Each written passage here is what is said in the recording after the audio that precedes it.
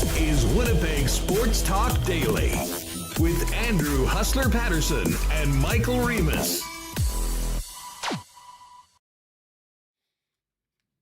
Hey, what's up, everyone? Welcome to Winnipeg Sports Talk Daily. Good to be back after an amazing sports weekend with the Coolbet gang out in Toronto. Big thanks to Connor Rabchak and Remo for doing a great job holding it down for a few days. But I am back. I got back in time to watch Game 3 of the Cup Final last night. Did not go the Edmonton Oilers' way, to say the least. We'll dive into that coming up. And we'll actually head out to Edmonton and see how things are going in the home of the Oilers with their pal Tommy Gazzola for a little bit of Stanley Cup chatter. And then Mike McIntyre is going to jump on with us. I know Remo and Connor got into a bunch of Jet stories yesterday on the program coming out of the weekend. Of course, buzz about Jonathan Toews potentially resuming his career here in Winnipeg. Chris Johnson, amongst others, reporting that it's highly likely Nikolai Ehlers is going to go see what is out there on July 1st, which I know makes Jet fans very, very nervous. And the latest on Dmitry Reshevsky's situation in Russia. It's still basically an out to potentially come here if he is traded in the KHL. But we'll dive into all that with Mike a little bit later on. It is U.S. Open week. I will tell you, for those of you that play in our DraftKings contests, Remis has set up the CFL DraftKings DFS for this week, and I have just added a U.S. Open DraftKings. So if you haven't already, jump in there. It's the Winnipeg Sports Talk League. Send us a message, or maybe we'll throw up a link in the description if you want to jump on the contest. But we're back into the season. We got a big golf major this week. Pat Gregoire is going to come on later on. We'll get into our favorite picks at Coolbet for the carnage at Oakmont. And we're also going to talk a little Sea-Bears. Slattery, Joey Slattery coming up today. So we've got lots to get to on the main show. You'll notice we didn't have a devoted CFL segment because CFL 110 is live 3:15 immediately following WST today. So be sure to stick around, CFL fans, as we get ready for the Bomber home opener, recap week 1 in the Canadian Football League, and look ahead to Thursday night here at Princess Auto Stadium and the other big stories in and around the league with myself and Jeff Hamilton coming up right after WST today. Just before we bring in Michael Remis, welcome to everybody in chat. Hit that thumbs up button if you haven't already. Shout out to all you podcast listeners. And a big thanks to the sponsors that make WST happen each and every day. Of course, our partners at Coolbet Canada, Princess Auto, Prairie Toyota Dealers, Ben Moss, Rollies Transfer, St. Vital Dental Center, Canadian Club, Manitoba Battery, Aikens Lake, F Apparel, Royal Sports, Boston Pizza, Little Brown Jug, the Gold Eyes, Assiniboia Downs, Breezy Bend. We will get to a why not question of the day for Not Autocorp at Waverly and McGillivray. And of course, some fan feedback brought to you by fansfirst.ca. Michael Remis, get in here. Thanks again for holding it down. How are you? Yeah, feeling good. Nice to have you back in the host chair. Looking forward to hearing about your travels. But yeah, it was a good couple days. We had some Jets topics yesterday. Monday's always fun. Get to recap the weekend CFL. Feeling a bit left out with no Bombers. Yeah. In week 1. Still got to enjoy it. I still watch the games, and nothing like watching Nathan Rourke on Saturday night on the fast track in BC. I know you and Jeff will be getting to all that after this on CFL 110, but great to have you back here. Yeah, listen, I did have an awesome weekend.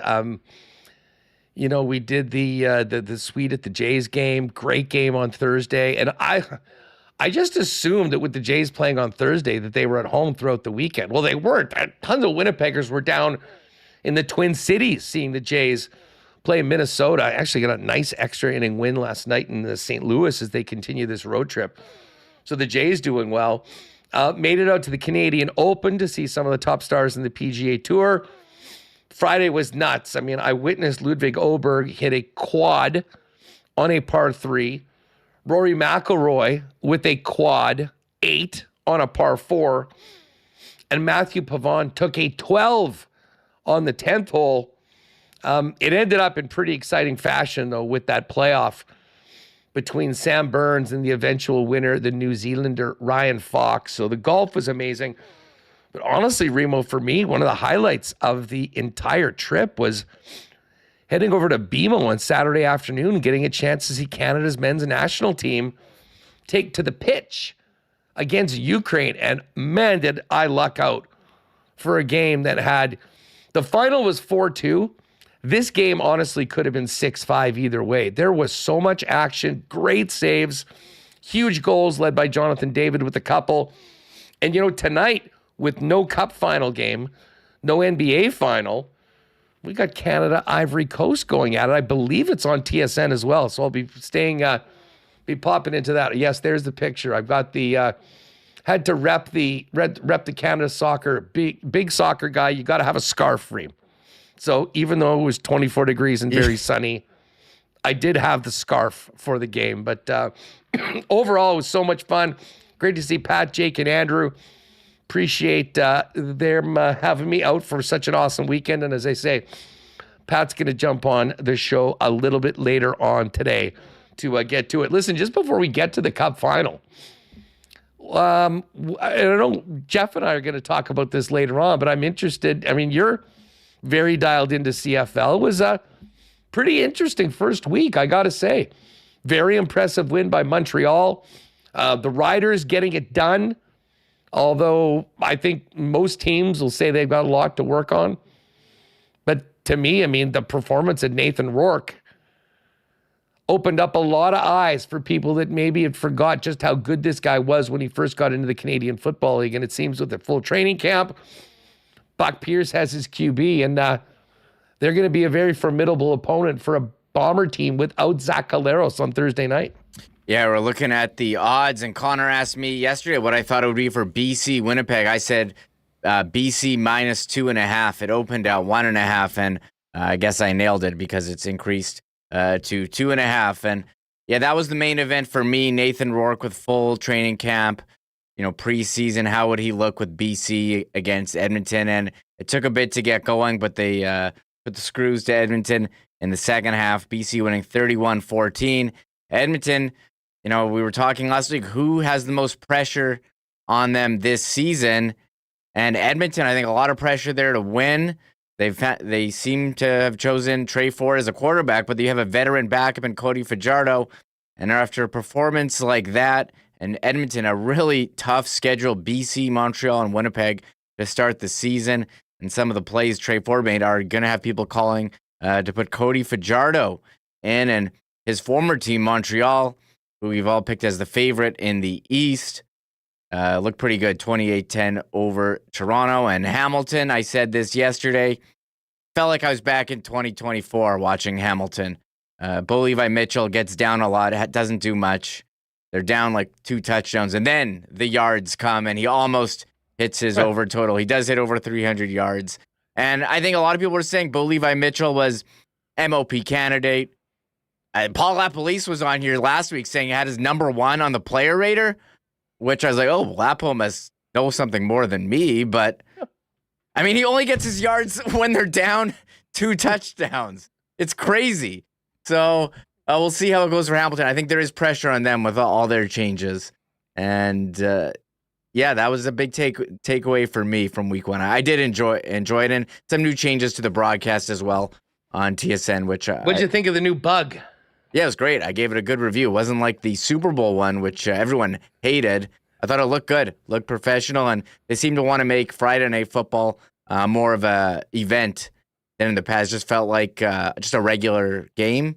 I think they're trying to add more. I don't know what the word is here, but more, emphasis on Friday Night Football. Say, hey, this is the marquee game. This is what you want to tune in for.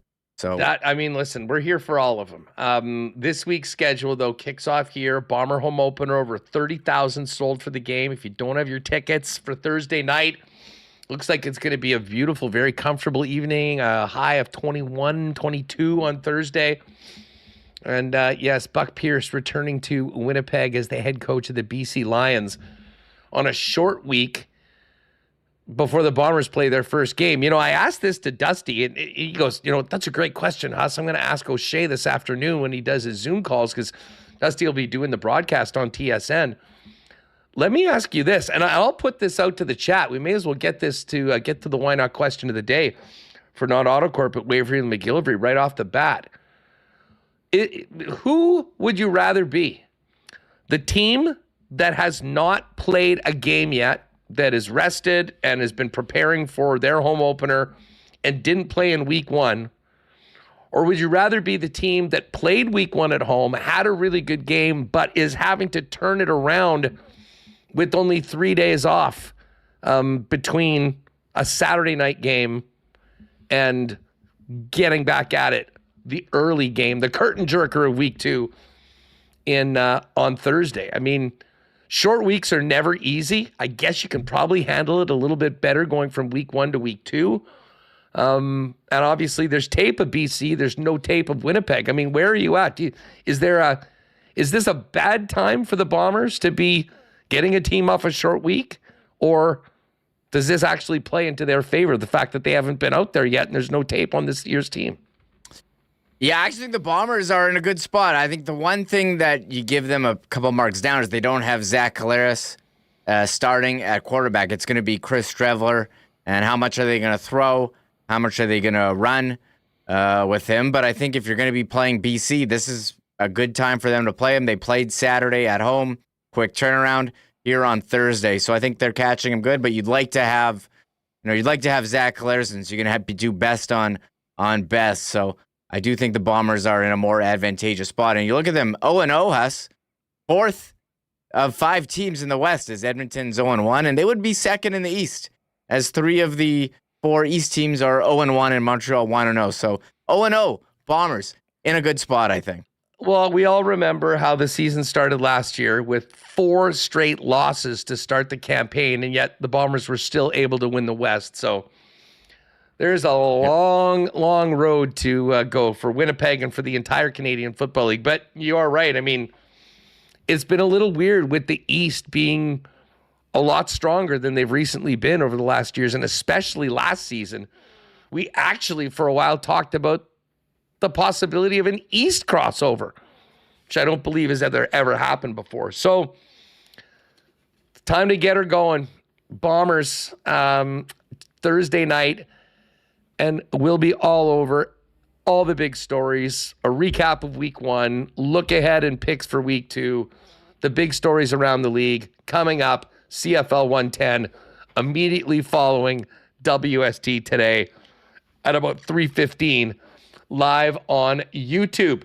I'm just looking at the chat here, and this will be a good time to fire up fan feedback, brought to you by Fans First, your number one spot for buying and selling Winnipeg tickets on the resale market. And as I mentioned, the home opener, of course, so many of you utilize Fans First services throughout the hockey season.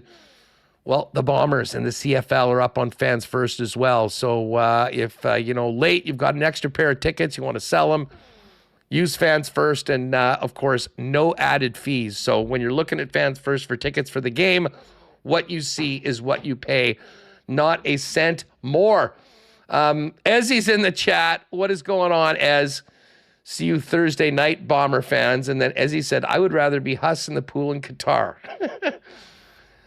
Yes, indeed. The pool shots in Qatar. We'll always remember that. Leslie Mitchnuck would rather be coming off a bye than 3 days rest. Phyllis says the bye week is better as well. And then some nice welcome backs. Hey, Huss, welcome back. We missed you. Phyllis, bring your noise makers. And some more. Bombers can win this thing against BC. And Dan, Jets fan, tough day to start being a Thursday for attendance. Nobody wants to go, oh, wait, it's almost sold out. Yeah, there was some talk, and we'll get into this on the rider attendance on their game. Now, I do think that it's more of an issue, the Thursday night games in Regina, than they are here in Winnipeg. The vast majority of Bomber fans are in the city, although they do get great support of people that drive in. And obviously, when you're adding, a couple of hours plus to come in for a game, it makes that weekday game that much more difficult. Saskatchewan, just with their population being as spread out as it is, relies on a lot more people, I think, driving long ways. So that was unfortunate to see. But again, just week one. You can keep your fan feedback coming in the chat right now. Fan feedback brought to you by Fans First, by fans, for fans, no fees. Check out the site today over at fansfirst.ca. All right, Remo, let's get to the Cup Final. And I guess when I left, it was the day of Game 1. We didn't have an all-time classic last night. Holy crap, has this Stanley Cup Final been amazing, though. The first two games, honestly, two of the best Cup Final games I can ever remember. Now, last night's game got away on Edmonton a little bit, and not surprising, got away from the officials a little bit as well. A ton of penalties last night. A lot of rough stuff and BS after the game. And, we'll see how this was viewed in Edmonton. Listen, the Panthers were better. I thought that they took advantage of their opportunities sort of in the first half of that game and really gave them the comfort level into the third. But I do think that, if Edmonton was able to capitalize on a couple of those power plays or chances they had early on, it might have been a very different game. The bottom line was, though, this was a lost game in the third period, and I actually love the way the Oilers mixed it up with the Panthers, the way that they did. The Panthers are doing that if the roles are reversed. So, considering this is a bit of an eye for an eye, they look for their pound of flesh in that third period. And listen, a lot of guys got inflated penalty numbers because of it. But, you listen to Connor McDavid after the game saying, listen, we're here to compete. We stood up for each other. We're not taking any crap from these guys. And it gave some people, it gave reason to watch the game until conclusion, even if the score was never in doubt. Yeah, it got a bit silly there at the end. Edmonton just trying to fight and do dumb stuff. And this game reminded me a lot of the Jets Blues Game 3. You get scored on within a minute. You're giving up power play goals. You're giving your goalie's getting pulled, and then you're just trying to do whatever you can. I don't know, send a message if that's the term, or just drop the gloves or wreak havoc there in the third period. So for the Oilers, you got to move on to the next one. You have McDavid and Draisaitl. It'll be tough to go down 3-1, but last year they were down 3-0 and battled back to Game 7. So I don't think this one is over at all. And I think we're getting a bit of our head of ourselves after Game 1 overtime win. Saying, McDavid's destiny to raise the cup this year. Panthers, very good team. And, I think McDavid had been the favorite for the Conn Smythe, but how about Sam Bennett, playoff leading, 14th goal, laying monster hits, huge impact on this series. And Brad Marchand, 37 years old, oldest player to score in the first 3 games of a cup final, first player ever to fall an OT winner with a goal in the opening minute of the next game. It's pretty, pretty impressive what he's doing. And Corey Perry as well. We talked about the old guys in relation to the Jets trying to bring in their older player and possibly Jonathan Toews. But back to the Cup Final, Marchand on these bottom guys, Sam Bennett making impact because we haven't really seen much of Alex Barkov in this one. So Florida very solid and in position here to put the screws to Florida. To Edmonton. Yeah, listen, I thought the Panthers were way more opportunistic and, did a great job of making the Oilers pay for their mistakes. You mentioned that Sam Bennett. He has been an absolute force in so many different ways throughout the playoffs, but, just an absolutely beautiful goal last night. And it does get me thinking more and more about what this guy might get on the open market. And to be honest, it could be, I don't want to say a precedent-setting deal, but there is such a premium placed on these type of players with that edge that really bears fruit come Stanley Cup playoff time. Bennett might be the best example of that. I think he's got 50 points once in his career. He's going to get paid like a 90-point guy come playoffs or come the offseason if he wants to go to the highest bidder. I think there's still probably a likelihood that he ends up doing what Reinhart did and taking a little less money to stay in South Florida and to stay with the Panthers. I don't know why you'd want to leave, but he is such a difference maker and such a unique player that I think, as I say, I think he gets paid like a 40, 50 goal scorer if he actually goes to the market. And there will be teams that watch what he's doing again for the third straight year, but really taking it to a whole nother level. And will be lining up to get that guy in on the roster if, of course, he decides to take it to July 1st and see what's out there. Yeah, his style, I don't think that's something you can do for an 82-game regular season, but the style of play changes in the playoffs. He's making an impact on the score sheet. You saw him with Team Canada as well, scoring big goals in the Four Nations. I wonder if he'll be on the consideration for the roster for the Olympics. You'd have to think so as well. Oh, and yeah, he's, huge player. And a couple of guys on Florida, free agents after this season. Sam Bennett, hearing chatter about him. Brad Marchand as well. Where's he going to go? And, what's he going to command? Ekblad, free agent too. But, yeah, why would you want to leave? If they do win, back-to-back Cup champions, or maybe it's the perfect time to cash out and get that big deal. So it's up to him. Probably going to consider all offers and make a decision July 1. But his stock certainly rising. And when I talked to Chris Meany on Friday, we were saying, hey, he's leading all players in goals in the Cup Final. I think his Conn Smythe odds were like plus 800. And you look at what they are right now. It is, where was it? Winner. It's plus, he's the leader, plus 200, which is which is crazy. Then McDavid, plus 250, and Marchand is plus 350. Now, this is for the entire playoffs, not just the final. Other sports have finals MVP. This one's the whole playoff. So we'll wait and see. But I would be okay with Sam Bennett, Conn Smythe if they were to win this series. He's certainly deserving. Listen, I think he's clearly the leader on Florida, who's had contributions from just about everybody. Bob's been really good, had a real solid game last night. But yeah, it has been Bennett leading the way. You mentioned Aaron Ekblad. Maybe the most interesting thing that happened last night, Remis, and I think this led to some of the nastiness in the third period. The Ekblad hit on McDavid last night. And, McDavid is just on another level when it comes to his agility, his speed. And usually he's got defensemen really on their heels.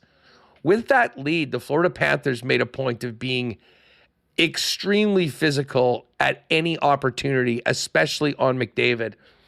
And he got stood up pretty hard, went to the locker room, and they had said he went to the locker room and hadn't returned on the broadcast last night. I think that sent a lot of people, certainly in Oilerville, freaking out. But he did come back, which was great to see. But you do not see Connor McDavid hit like that very often. And I think that was, in some ways, maybe a good metaphor for the game last night. They did sort of, run into a wall that was the Panthers last night, led by Bobrovsky. But they'll be back. Check these numbers out.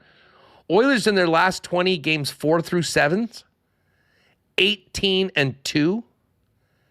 And Stuart Skinner has put up the greatest numbers in NHL history in game number 4 in previous series right now. So to me, I think the stage is set for a big Oiler win in game number 4.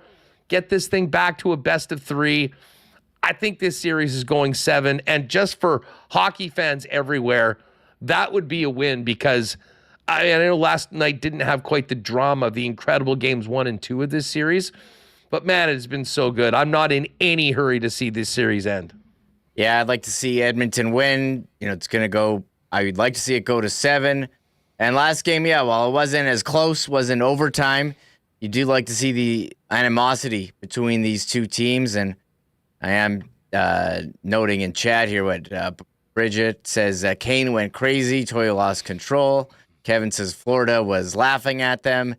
And some people saying, or Jim Ritchie says Florida played a frustrating third period and they were laughing at them. It didn't intimidate the Panthers, the Oilers' actions. So we'll see how they respond.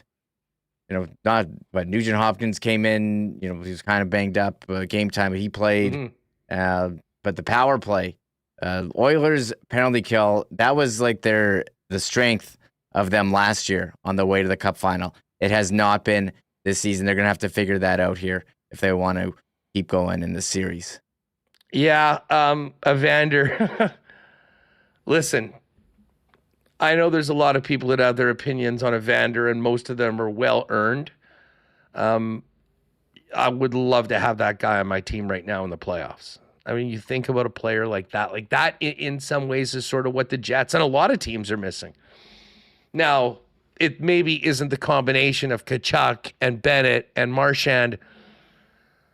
I mean, you could argue that if you did a list of the top 10 pricks in the National Hockey League, Remo, half of them, potentially all contenders for top 5, are all in this series. Tkachuk, Bennett, Marchand, Corey Perry, Evander Kane.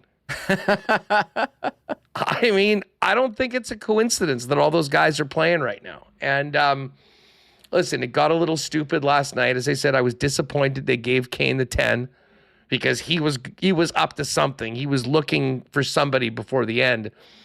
And listen, Darnell Nurse went. How long was that fight last night with Grajovic or whatever his name is? Like 2 minutes?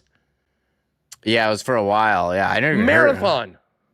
Who is that guy, Darnell Nurse, fighting him? So he's the fourth line guy, the muscle. Didn't play particularly much last night, I don't believe. Although they certainly had an opportunity to play some guys a little bit more than normal, on that fourth line.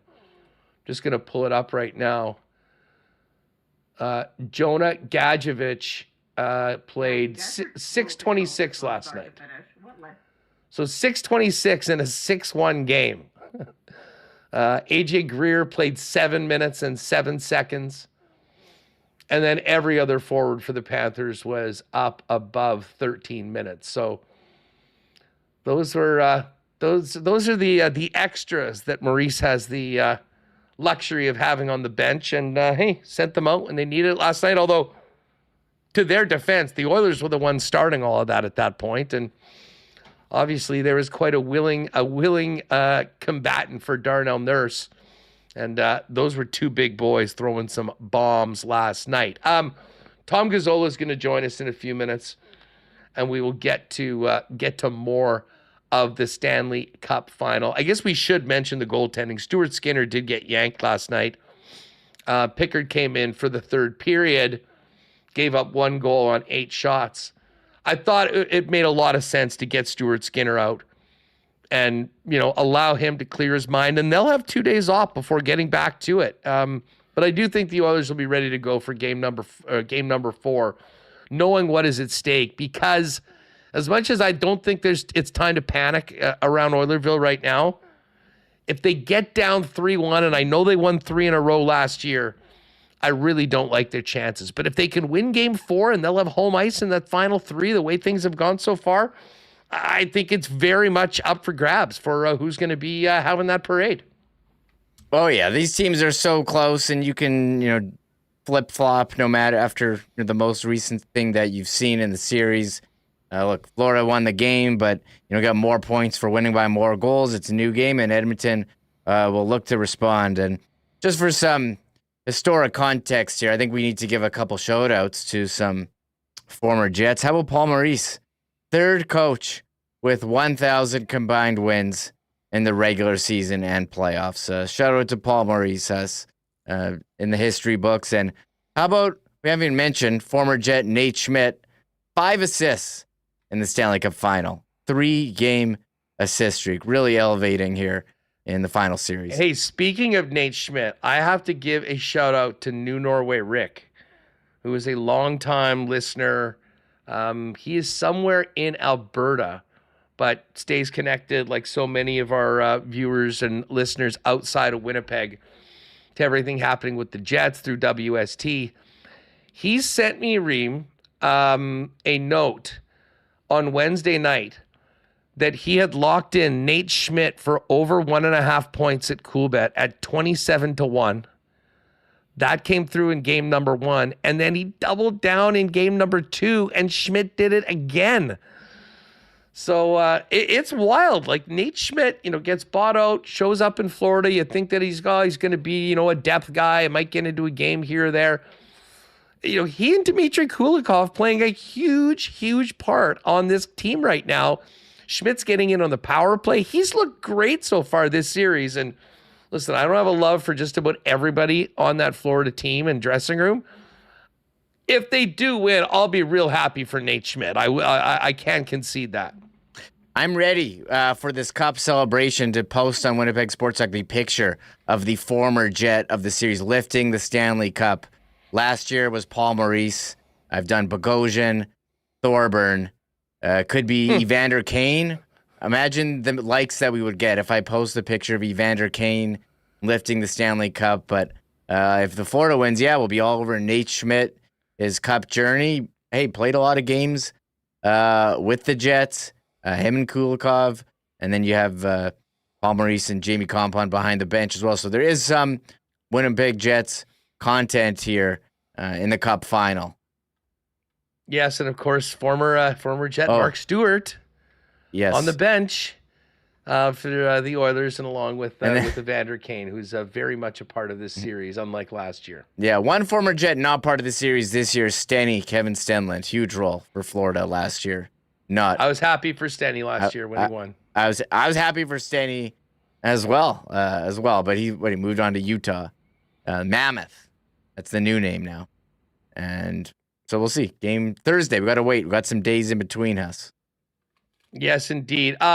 Expecting our pal Tommy Gazzola to pop in just a minute. Why don't I give a big shout out to our friends at Rolly's Transfer right now, the moving experts and the most trusted name in moving in Winnipeg, family owned for over 60 years. Folks, if you got a move coming up this summer or into the fall or new year, lean on the experts at Rolly's who've been taking care of Manitobans on their moves now into their 7th decade. If you hit up Rollies.com, check out their website, and in the top right corner, click on Request an Estimate and put in the promo code WST for a special discount on moving services and moving supplies.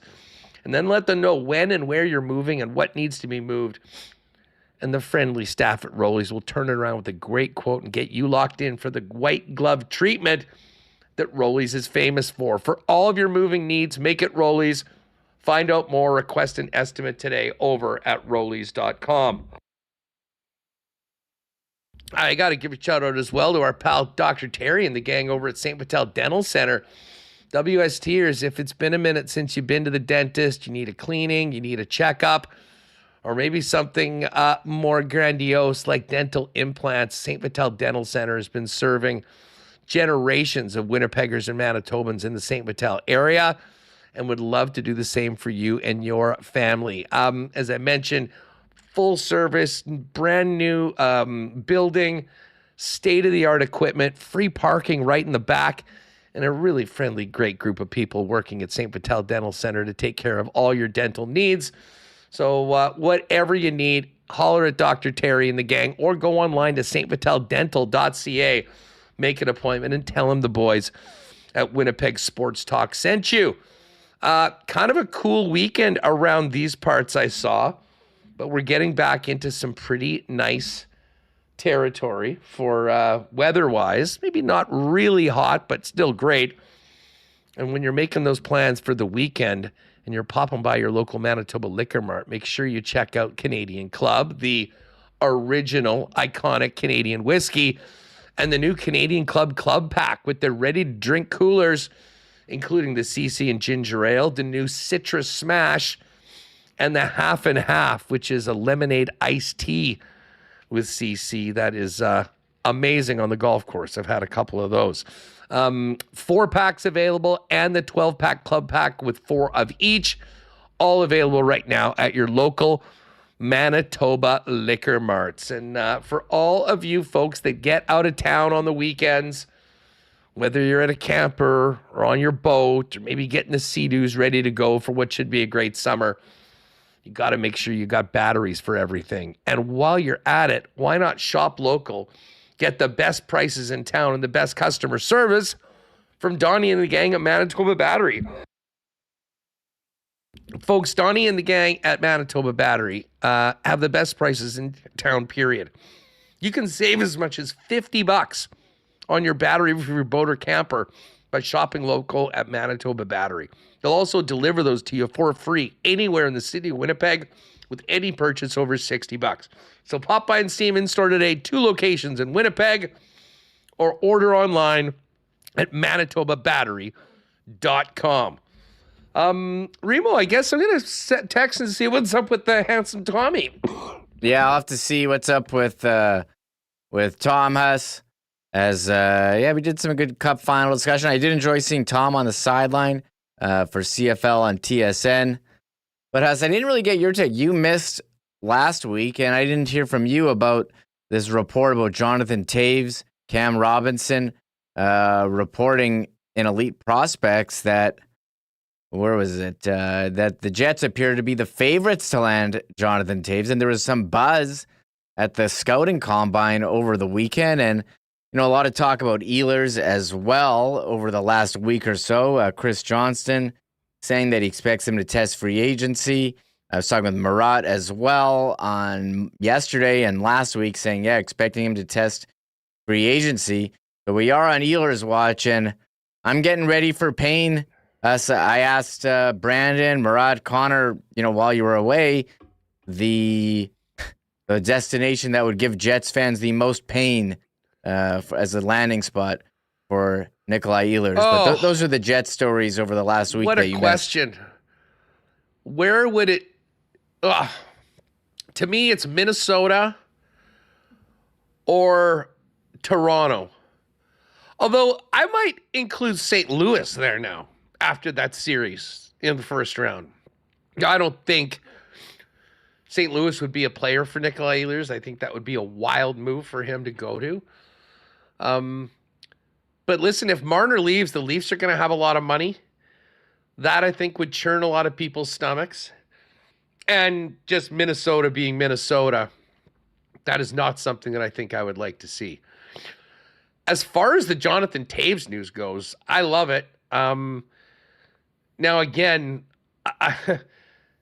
to me, this is a low risk, potentially high reward acquisition if the Jets can make it happen.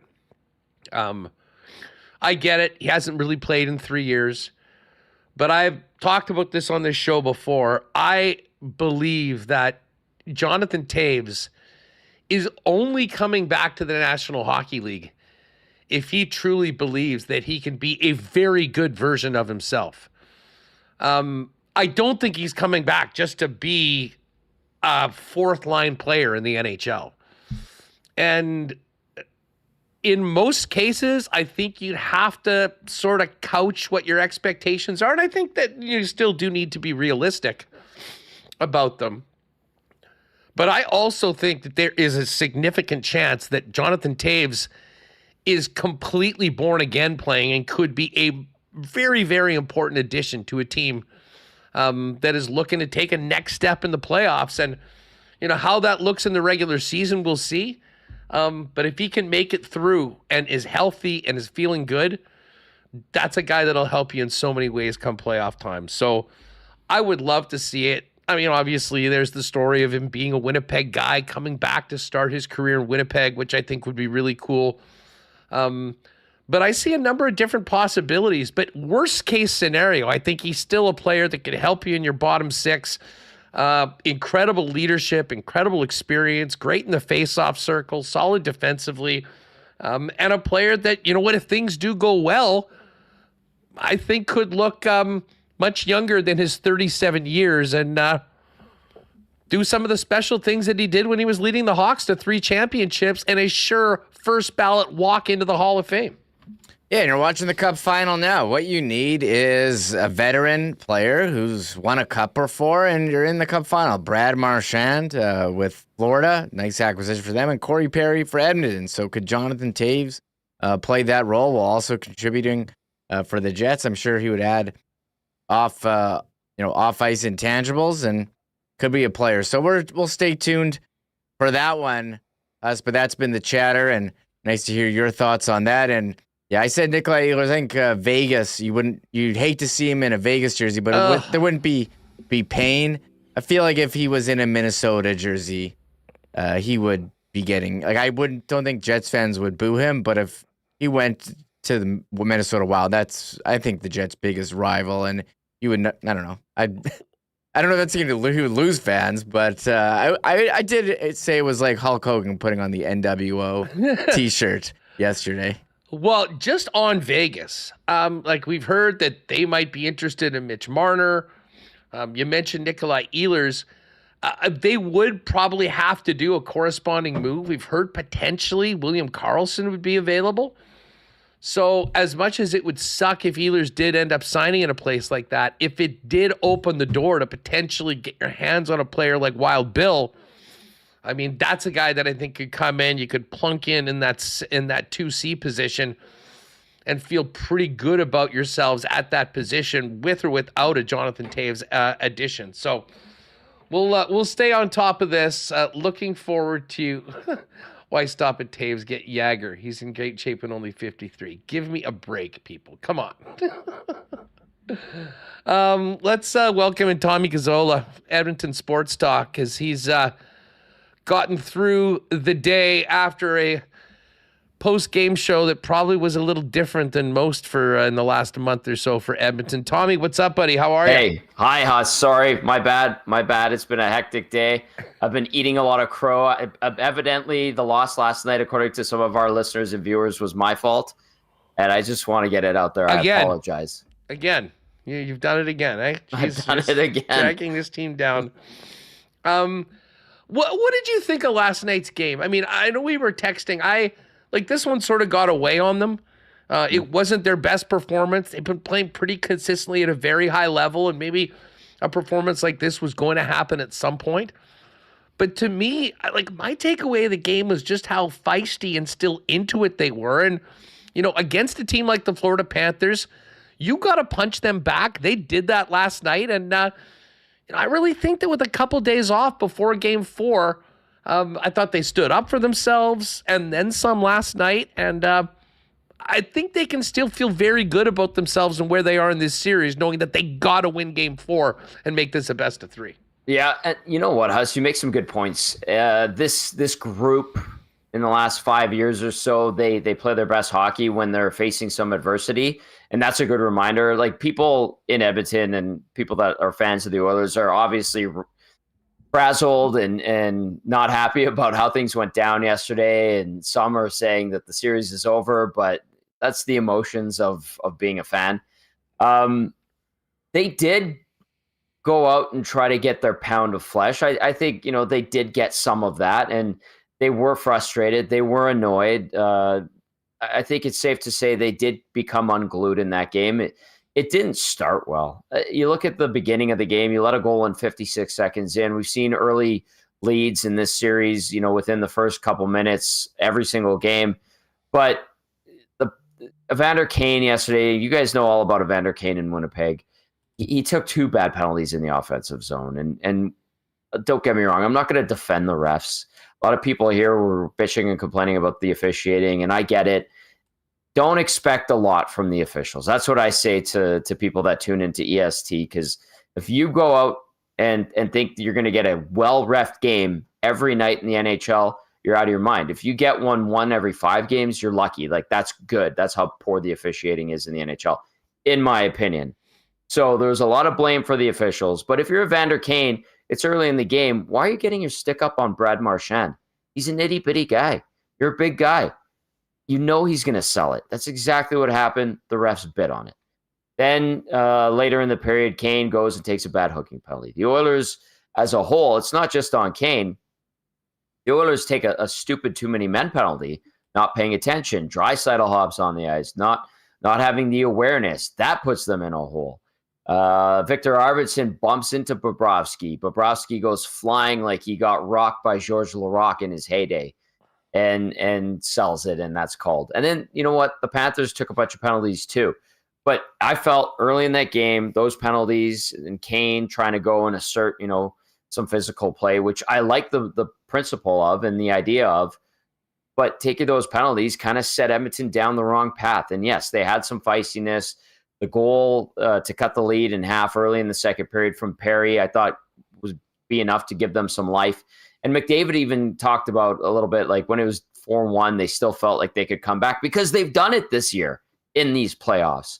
But then it just all became unglued in the third period. I think Skinner with his puck over glass penalty, that was bad, and then you could tell he was just done. So it was rough. Yes, some feistiness, but they're gonna have to be way sharper in Game 4, Huss, to get this series even up coming back to Edmonton. You mentioned the penalties that the Oilers took. It wasn't like the Panthers were doing a very good job at staying out of the. By the way, Remo, you now have me on Tom. This is a wild look we've got right now. I never changed my buttons from when you were away. Okay, it was like, and the hair too. It was like the Joe Buck on the TV. Well, we'll get to that. There was a classic one of you on. But anyways, back to the game before I was shocked by what I was seeing on the screen. It was the power play and the inability to score on the power play, I think, with all those chances early on that I think put them in the situation that they couldn't get out of. Mm-hmm. Because credit where credit is due. I mean, the Panthers made some incredible plays. I mean, the Bennett goal was awesome. But to me, if they make more of some great looks they had early on in the game on that power play, I'm not sure that game isn't very different. And that's a fair point. And credit to the best PK in the league in the playoffs in the Panthers. There's elements, Huss, that I'm seeing from the Panthers on what they're doing on the penalty kill to what the Golden Knights were able to do successfully against Edmonton at times in the series, especially early on against Vegas. Edmonton was having some struggles on the power play, and namely pucks in lanes or sticks in lanes, getting on pucks, well-timed blocks on shots. Like Vegas seemed to really be able to predict what Edmonton was going to do. And let's not kid ourselves either, as the Oilers, when you're on the power play, the focus is to try to open up the cross crease or cross lane pass to Leon Draisaitl for the one-timer. If that's not there, they go back to Bouchard. Maybe he takes a shot. Then if not, you pass it back to McDavid. He wheels around and tries to create a seam. There's a few standard plays that the Oilers run that if you're on top of it, you can kind of take those away and force Edmonton to get creative, which it can, but it didn't do last night. And you're right. Like that to me was good on the Florida Panthers for the way they were able to blanket Edmonton's power play. Neutralize it, I think, is a good word to use too. And it becomes a cat and mouse game now for the Oilers to try to throw some wrinkles in there that the Panthers might not be ready for. And one of those that we saw on the Corey Perry goal, it was a quick little pass. It wasn't even a shot. It was a pass down low to Perry right at the top of the crease. And he had a nice little quick pull in and tucked it past Bobrovsky. And the Oilers had some life. But a minute 20 later, you get the John Kling. This is how I sum up the night. John Klingberg bobbling the puck in the corner, Huss, runs into the ref.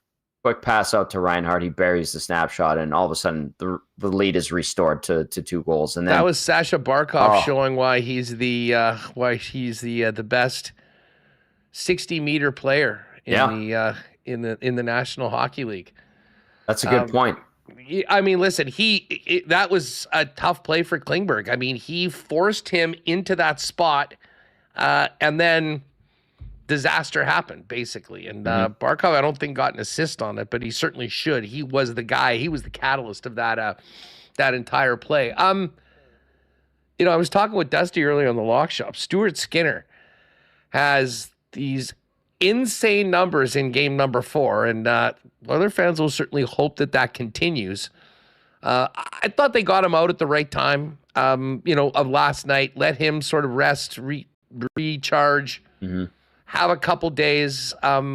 Listen, I don't expect fans to behave rationally after a game like that last night. And I mean, he is he's so hot or cold, and the fans, I think, are so hot or cold on him. But oh yeah. Listen, he's done this through a number of series before. He has really seen the ups and downs. Where are you at on Skins as he goes into, getting back in the net in a game 4 that they absolutely have to have? Yeah, he's their guy. I mean, he's played really well since he's come back into action when Calvin Pickard went down in that second round against Vegas. His game 4 numbers are ridiculous. Like, they're calling him Mr. Game 4. It's the best ever game 4 results in National Hockey League history. He's like 6-0, 2 shutouts, 120-something GAA, 950 plus save percentage. It's ridiculous. And this is his opportunity to continue to build on that Game 4 legacy, let's call it. It's an obscure stat, but it is noteworthy. And he does have a penchant for getting better as series progress and you get later into the round. And so this is his time to bounce back. And he, along with the team in front of him, generally respond well to poor performances. So that also goes his way and in favor of this Oilers group too. So he wasn't good last night. You look at the first goal in the first minute, he's tracking the puck, then he starts swimming around and he's flopping on his belly by the time it's being tucked in past him by Brad Marchand. And then the Verhaeghe goal, Joaquin Gage was talking about it afterwards on our station. He said that great shot. That's a goal scorer's goal. I mean, when you go posting in like that, you have such a small window to put it there on a 6'4", 6'5" goalie. Like that's pure skill. But if you want to look at Skinner, he was a little bit deeper in his crease than is probably ideal. And Gager said that it maybe had to do with the fact that he was flopping around on that first goal and he wanted to play a little bit more conservatively. And the guy just fired a BB past him. And then again, you get a goal scorer's goal from Reinhart off of Barkov doing what Barkov does. Klingberg skating into the ref with the puck, yelling at the ref. I think that's also when the Oilers became unglued as well. They were more focused on screaming at the officials than focusing on cleaning up their game. The fourth goal, Bennett's on fire. Breakaway is 14th. And then the puck over glass penalty that Skinner took. I think that was the real sign that it was time to give him the yank because nice play to Ekblad to score that one, but it was over. There was nothing left in the tank. They're mentally done looking ahead. He can bounce back, Huss. He can. He'll have to. This whole legend of Mr. Game 4 will have to continue to grow for the Oilers to get back in the series. You know, one of the other things that really stood out to me of the game, and I think that maybe sort of just spoke to the kind of night it was for the Oilers, I can't remember the last time we've seen Connor McDavid get hit so solidly by anybody. Yeah. Than Aaron Ekblad. And I'm sure there was a lot of people short of breath when they saw him go to the dressing room and not come out for a little while. Of course, he did return to the game. But, you know, that level of physicality and just the ability to get a body on Connor McDavid is so difficult. That did seem like a pretty significant moment in the game for Aaron Ekblad to make that hit. And I think if anything, it fired up the Oilers further to be like, okay, well, listen, if we're going down, we're not going down without punching back. And even though completely clean play, when you get your superstar in that fashion, it's going to raise the ire. And that's why I think we saw the Canes of the squad sort of running around the way they did. But just thoughts on that hit and what you saw from McDavid last night. Yeah, that was a ooh moment when he got clocked. It wasn't clocked, but he got caught pretty good. Like, it was a solid hit.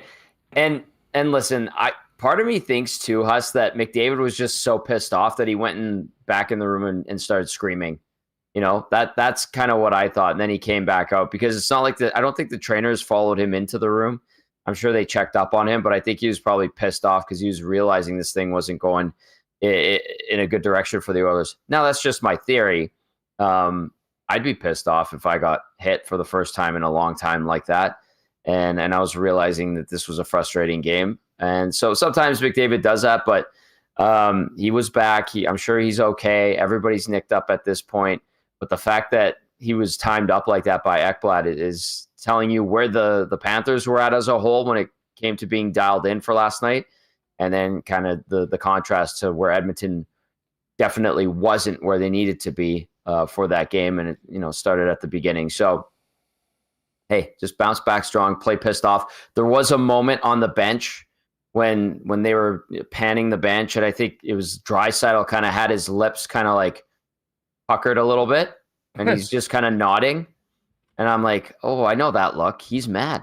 He's very mad. He's absorbing everything in front of him, and I think he's going to be remembering it when he gets out there on Thursday night. And so I think there is an element of that also comes out of last night's game. So those two were, Draisaitl and McDavid, were ineffective last night. You didn't see much of them. They couldn't get much going against the Panthers team that blanketed the Oilers as a whole. And I think they're going to be motivated to break through on Thursday. Yeah, it's great to do that once. It's very difficult to do it twice. And, we've seen some absolute brilliance from both of those players so far. And let's face it, I mean, this other team is going to get carried as far as those two guys will. Scardy said McDavid was hit more squarely in the Four Nations.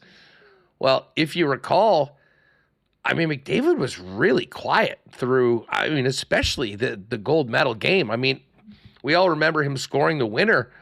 Up until that point, was not really anywhere close to the McDavid level of effectiveness we've seen at times. So, they're going to keep on taking runs at literally everybody. That's the way the Florida Panthers play. And I'm interested to see the pushback, if you will, to quote our old pal Bones from the Oilers in game number 4. Tommy, we did see you on the sidelines down in Calgary. How was your CFL debut for the year? Yeah, it was good. It was my first non-Elks game, and it was neat, like being in Calgary, working with the Stamps for the first time. I covered an Elks versus Ticats game before, but there's some new personnel, obviously, with the Ticats right now. I enjoyed it, man. Like it's cool to be a part of the team right out of the gate. And I got to work with Dwayne Ford for the first time. I met him for the first time. Obviously, I know Marshall Ferguson because he's been a guest on our station and our old one for a bunch of years now. So it was different, It was foreign territory or an enemy territory. I think the first thing I heard from the sidelines was, "We want Orlesky." And I was Sarah like, will love that. I was like, yeah, I would too. I would see me, or I'd see Orlesky, and I'd be like, I'd pick her. She's great. Sarah's so popular throughout the Canadian Football League. That was hopefully we'll get her involved some way in the Grey Cup here in the Peg a little later on this year. There's Tom and Bo Levi. Look at that lid. Yeah, he's giving me crap there, but actually I like Bo Levi. He's good to work with, and they brought him out a little bit late. It was cutting it close. And he's yapping in my ear, and he's like, let's go. And the truck wasn't ready, and they were queuing up because they put it on a tape for that interview. And so he's yapping at me. I got the truck tell everything, so we had to do a double clutch. And then I had people text me, be like, man, that Bo Levi Mitchell is such a jerk. And I'm like, actually, he's not. He's pissed off because things were not going well for the Ticats at all for him personally. But I'm sure when I see him next, it'll be just fine. I not gonna lie, Huss, I love doing those games. It's cool covering other teams that don't involve Edmonton, and I'll be up there or down there, pardon me, for a few more Stamps games, and I thoroughly enjoyed it. But I thought people out of Winnipeg would appreciate my welcome to Calgary was, "We want Orlesky." Yeah. I was like, yeah, I would too. Trust me. Oh, Tommy, great stuff. Hey, just quickly on the way out, speaking of the CFL, I mean, I know you guys have been talking about it. You're doing the show with Iwanek. What's the vibe like around the Elks start? A lot of pressure on this organization to get this thing turned around and quickly. And it was all Nathan Rourke in the second half of that game on Saturday. Yeah, the Elks had the lead. It wasn't pretty at half, but they did. It's an execution thing. There's a lot of new pieces in there. Trey's got to be better. They got away from the run game. I think it was just 10 carries between Rankin and Leak. Arkell Smith got absolutely blown up there. And so I think, Trey's got to tighten it up, put the ball in a better spot, give his receivers an opportunity to lead them to a better spot. Absolutely. But you're right. Like Rourke put on a masterclass, and he looked like 2022 Nathan Rourke. So there's going to have to be some fine tuning for the Elks. Defense is going to have to get a little bit sharper, but they have the personnel. It's a matter of execution, and you're not going to be turning this thing around in one game. So, yep, some concern, and they have a couple of tough ones coming up. They got a bye week coming up, and then they get Montreal, but they've got work to do. You got to lean on the CFL producers and the schedulers to jump on the bird with Dusty when he's doing a game here in Winnipeg, and we can get the Tommy Gazzola show on the sidelines at Princess Auto Stadium, and then maybe convene afterwards as well. Yes. I would love that. Actually, I think Britt Dort's going to be there, but I think that'd be a lot of fun. And I'll say this about not having Dusty, because that was my 8th CFL on TSN game. ever. And that was the first one I did work without Dusty. So I even said to Marsh, I'm like, I don't have my safety blanket here. Where's my boy? And they're like, oh, he's in Montreal. And I'm like, okay, well. I like it. I like boy. it. They're actually sent Marshall west. Dusty's going out east. So good, mixing it up a little bit. Yeah. Anyways, Tommy, thanks for doing this. Enjoy the game on Thursday, and we'll catch up later on in the series. Thanks for doing this. Thanks for having me, Huss. Sorry I was late. No worries. No worries. There's Tom Gazzola, Edmonton Sports Talk. Great pre and post coverage for all the Cup Final games and Oilers games right now. All right, we're going to get Mike McIntyre jumping on with us in just a sec. Thursday night, home opener, Bombers, and you know where that's at, Princess Auto Stadium, home of the blue and gold and home of the 2025 Grey Cup. Of course, Princess Auto, proud sponsors of the Bombers and Winnipeg Sports Talk, and the place where you'll find the best deals on the most unique assortment of tools and equipment around. Everything you need to complete the projects on your list or start something new is at Princess Auto. 3 Manitoba locations, Panet Road, Portage Avenue West, Brandon. And of course, you can always shop online 24/7, 365 over at princessauto.com. Well, I've got the countdown on to get out to Aikens Lake this year. The world-class fly-in fishing lodge right here in Manitoba, where you can be on the water in less than 2 hours from the city of Winnipeg.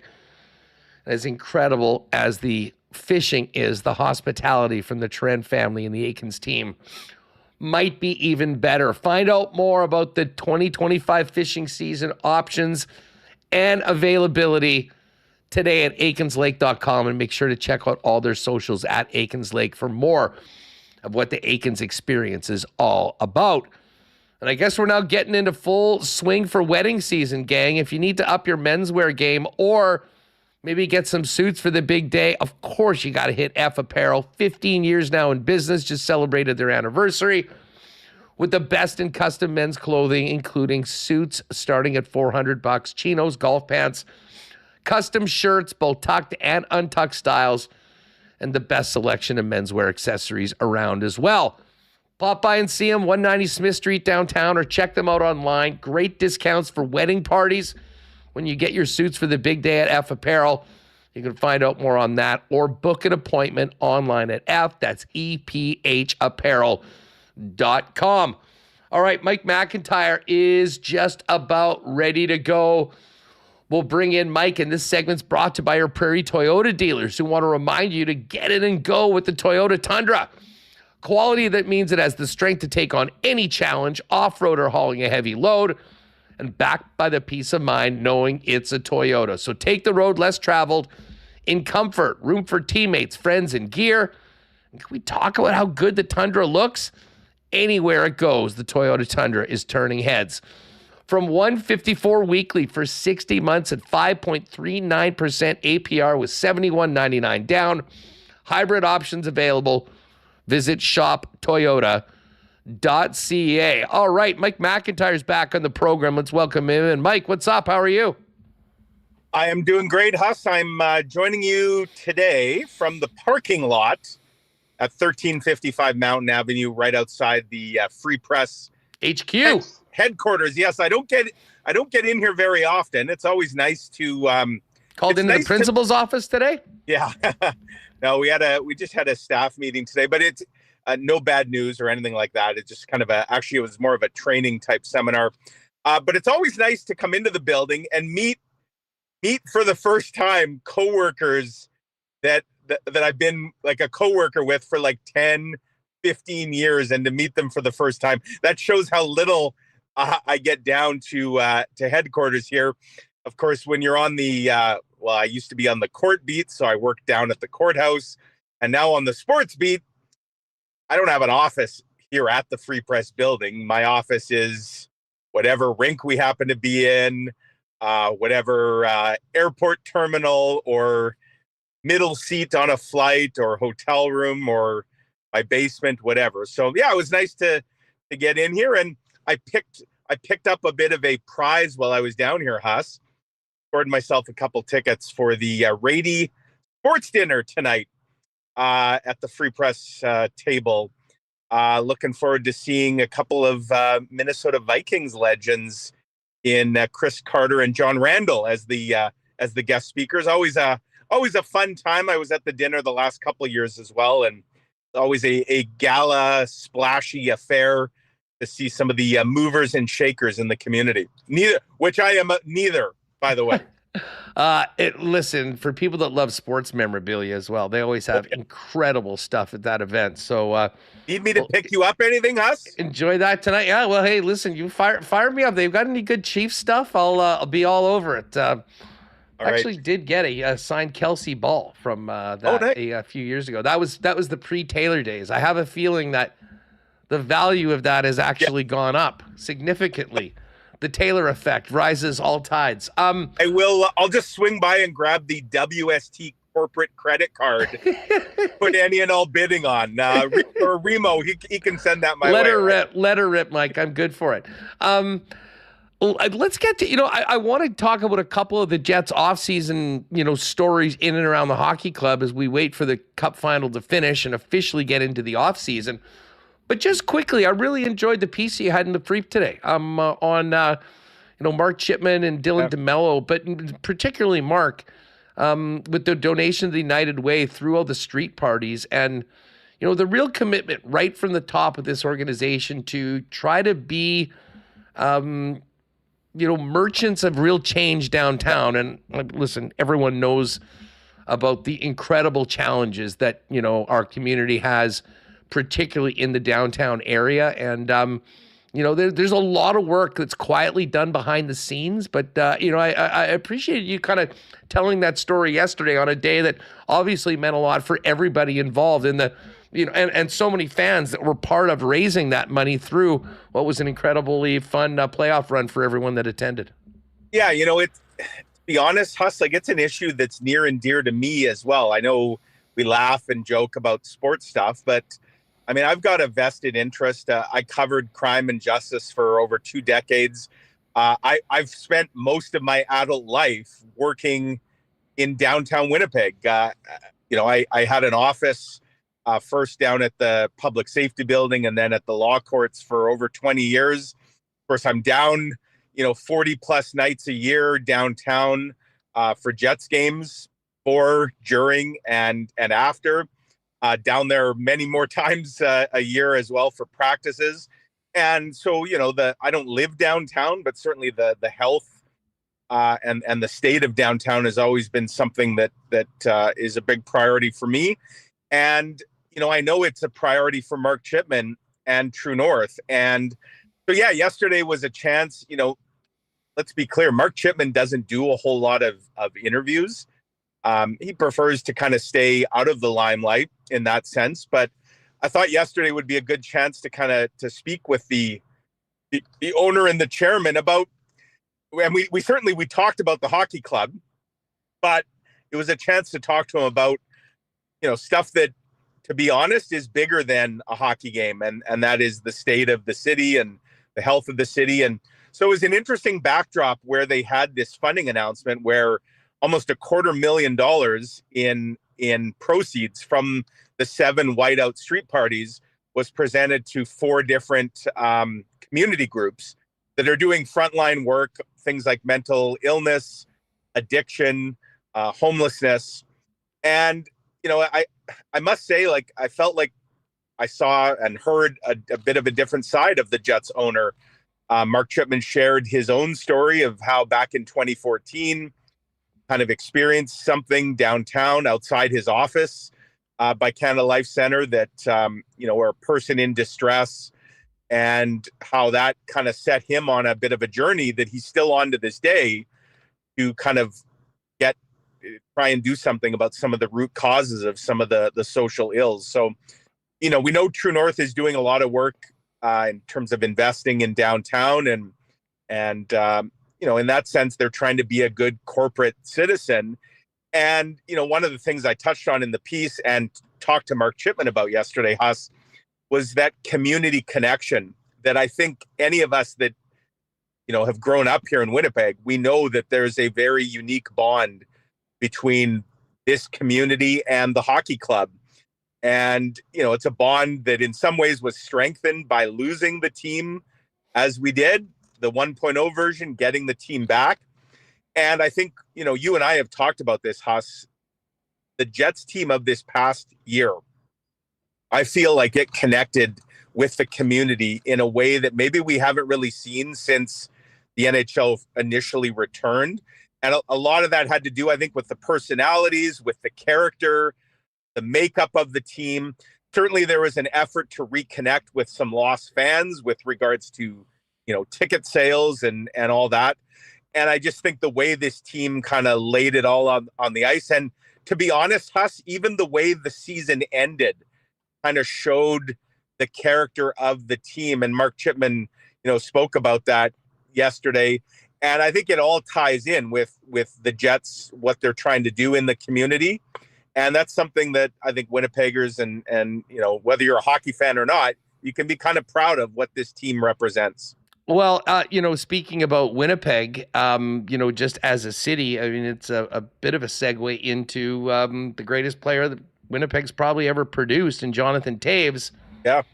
Returning to the National Hockey League. It's been interesting to hear some reports lately that have placed the Jets as the firm front runner in this. Again, we don't listen. I think it's a pointless to talk about where he's going to play until you see, how he looks. And I mean, it might be a progress. There might be a player that you get in October that's a very different player in December after, getting some miles and getting back into it. But thoughts on the fit, Mike, and from what you're hearing, the likelihood of this happening? Because it certainly does seem like this has been something the organization's been working on for months. I would agree. And, again, I go back to that chat when Kevin Cheveldayoff, when Murat Atesh and I were in Salt Lake City, and we sat down with Kevin Cheveldayoff in January, and the idea of Jonathan Toews coming back was kind of in the news. And I must say, Huss, I was struck by how, like, Kevin Cheveldayoff, we've all seen enough news conferences with him. He usually doesn't show his cards, right? He's usually pretty cagey about that. But he was pretty open that day about, not only from a Jets perspective, how much the Jets were interested in Jonathan Toews, but I must say, not that he was speaking for Jonathan Toews, but this is a guy, Kevin Cheveldayoff knows Jonathan Toews very well. And he was presenting kind of the other side of the argument, which is why Winnipeg would be a perfect fit for Jonathan Toews. And the fact he was so candid about it, like, my radar started going off big time at the time. And I must say now, several months later, it continues to ping at a very loud level that I do think there's, where there's smoke, there's probably some fire to all of this. And so I'm not surprised to see, others outside this market saying that they think there's a good chance. I've always believed there's a very good chance, because I think so many boxes would be checked off on both sides here. And again, this doesn't come down to money. It really comes down to opportunity, both for the player in terms of potentially, where he could play in the lineup, but also opportunity to win. Jonathan Toews is a winner, and he's not coming. If he's coming back, it's not to come back on a team that's in a rebuilding phase. He's coming back to win. Because he doesn't have a whole lot of time left. So the Jets, I think, would benefit from Jonathan Toews. And I think Jonathan Toews would benefit from the Jets and the hometown storyline. It's not even the main storyline to this, but I think there is something to that as well. Kind of putting a bow, if you will, on what's been a remarkable career by a remarkable athlete. So, I'm really interested, Haas, to see where this goes. And one thing that's really interesting, and I didn't realize this, you may have seen this story in front of you, but I believe that because of his status, I don't even think they have to potentially wait till July 1. No, I mean, I just assume they could sign him today. He's a free agent all along. So exactly. Yeah, it would be like a team signing, a college free agent, if you will, or whatever. So I mean, that's not to say it's going to happen in the next day or whatever, but it is interesting that that this, I was thinking initially, okay, well, it's got to wait till July 1 when all the other free agents come off the board, but he's in a unique position. So yeah, definitely something to keep an eye on there. And, again, Jonathan Toews, he's not coming back to embarrass himself. Like if he says he's good to go, then, and certainly Kevin Cheveldayoff echoed this as well. Like this is a very proud athlete. He says he's good to go. He's good to go. Now, what does that mean? Does that mean he can play 20 minutes a night or something more sheltered? I mean, again, like you said, that can get sorted out down the road. I do think it's a great fit, and I do think the Jets are the clubhouse leader, if you will, to land Jonathan Toews at this point. Yeah, and I mean, listen, I think that, I've seen people asking, what does the contract look like? I mean, I think it's probably a 1-year deal at relatively low salary, with some performance bonuses that if he ends up, becoming a very, very productive player, he'll be compensated for it. But this really isn't about money. I think it's about fit. It's about the opportunity to win and the opportunity to go out and finish his career, on a competitive team with all I'm sure he'd love to play in front of some friends and family and people he grew up for. But I just keep going back to this. Jonathan Toews, with what he's done, doesn't need to do a damn thing. He could never walk into another hockey rink, and he will walk into the Hockey Hall of Fame on his first opportunity. This actually would push that back, because if he'd be back in, then there'd be, you'd have the wait period. But as I say, I think it's foolish for anyone to write off what he may or may not be able to do. All I know is that I think it's a low risk, high upside signing if they're able to get it done for a number of reasons. And then you go to camp and see what you've got in the player. Hassan, I've seen some skeptics out there saying he's 37. What does he have? I wonder if people who say that, are they watching the Stanley Cup Final? Are they watching the meaningful contribution from guys like Brad Marchand and Corey Perry, who's 40? You can't teach certain things, hockey smarts and experience and all that. Yes, you can slow down, but and while it's true the game is faster than ever, I think what we're seeing in these Stanley Cup playoffs, specifically the final, is the value of meaningful experience. And you look at guys like Marchand and Perry, who are like leading the way, really, in many ways for their teams. And it's remarkable.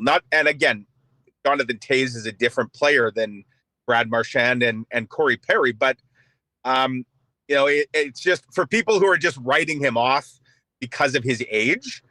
The other thing is, yes, it's true that, he hasn't played in a couple of years. So there's that layoff. But in some ways, does that make him a bit younger than his age would suggest? Because the odometer hasn't been racking up the miles the last couple of years. I mean, I don't know. For folks who haven't seen it, I would strongly recommend, if you're interested in the whole Toews story, go read the GQ piece on his naturopathic healing journey. It's very interesting. And I dare say, Huss, that if Jonathan Toews' comeback is ultimately a successful one, there may be a lot of athletes kind of trying to follow the Jonathan Toews, fountain of youth plan that it seems like he's maybe discovered here. What did it get? I haven't seen that. I actually should get into that. Did it say what because he was in India for months. Yeah, he was like, it's a bizarre read, Huss. It really is. It is so unconventional, to say the least. It is like you wouldn't find any doctors in North America prescribing. But again, he was dealing with something that, to be honest, is a pretty new phenomenon. Like he's dealing with long COVID. And again, I got to think that there's a lot of people really interested in seeing how this turns out for him. Forget about the hockey part of it for a second. Just the life, the life experience part of it. If a high level athlete can come back from what looked to be kind of career ending issues, and can do it in a meaningful way. Like, what does that say for just regular folk who are kind of suffering with various ailments about, potential treatments and whatnot out there? So yeah, I think the GQ piece, if I recall, it came out around January, because that's what initially fueled kind of the talk about Toews making a comeback. And again, at the time it was thinking, okay, is he coming back for the season, to join a contender down the stretch? And again, and I think this speaks to Jonathan Toews, he was not going to rush this. Like, he didn't feel he was ready. Could he have joined a playoff contender at the deadline and, played a role? Maybe. But I think if he's going to do this, he wanted to do it the right way. And we saw the story, a couple of weeks ago where he told his agent, Paterson, that he's 100% good to go, which to me, that's all the proof you need. So yeah, it's a fascinating storyline. And again, to tie in what we started this conversation talking about, mentioned the community connection between the Jets. That already strong community connection would have another very deep root to it if Jonathan Toews were to throw on the hometown NHL jersey at some point here. Yeah, no doubt about that. Mike McIntyre with us from the Winnipeg Free Press here on Winnipeg Sports Talk. Mike, I'm sure you've seen this. What do you make of this picture that's circulating of Helly with the trophies? Listen, on full disclosure, anyone that listens to this show knew that I have been pounding on the Helly for Hart, both because it would be amazing. I think he deserves it. Also because many WSTers have a number of Hellebuck for Hart trophy bets that we are hoping to cash. So I will not be convinced of anything until it is announced by the NHL. Everyone's getting got by AI every single day. Is this picture real? And what is your expectation on this? And how is it out if they haven't announced this yet? Yeah, I believe it's real, Huss. I mean, first of all, if this was someone was cooking up something AI generated, I honestly think it would have looked better than what this looked like. Like, let's be honest, this is a pretty grainy image. It's got the boom microphone hanging over his head. It seems to me that somebody, like, again, we know the NHL has been pre-taping these surprise announcements. This certainly looks like Connor Hellebuck was surprised, perhaps in his hometown. Maybe he's on a golf course. Maybe he's fishing. We know those are things that Connor Hellebuck loves to do, golf and fishing. I also think the silence has been kind of deafening here, Huss, in that if this were fake, I think the lack of denials from any officials, like, nobody wants to comment on this, and I get it, but nobody's denying it either. So I think this is an own goal by the NHL. They put the puck in their own net here. And, it's funny, before this leaked, like literally the day before this leaked, Elliot Friedman had on his 32 Thoughts podcast, had the NHL guy that's kind of behind all this. And he actually expressed some surprise that nothing had leaked yet about these videos they've done. And lo and behold, what now looks to be a leak. I can't tell you the source of this. I don't know who did this. I do think it's legitimate. And, let's be honest, the Vezina thing, that there's no spoiler alert happening there. No. Like that was, we all knew that was happening. If there's a spoiler here, it's that he won the Hart, which I think he's going to win. And for folks wondering when would this be confirmed, well, it's going to be Thursday evening. I believe around 5 p.m. Winnipeg time is when the NHL is having this hour-long TV special where they're going to play some of the ones they've already released. And they did say that they're going to unveil, and it's interesting, the only new one that they seem to indicate they were unveiling was both the Hart and the Vezina, like wrapping it together, which in and of itself was sort of telling, I think. But yeah, I mean, if he wins, look, there's going to be people who are going to look at that first round series against St. Louis and say, oh my God, the voters screwed up. They got it wrong. A couple things, Huss. First of all ballots had to be cast before the playoffs started. So the voting was done before the playoffs. And, yes.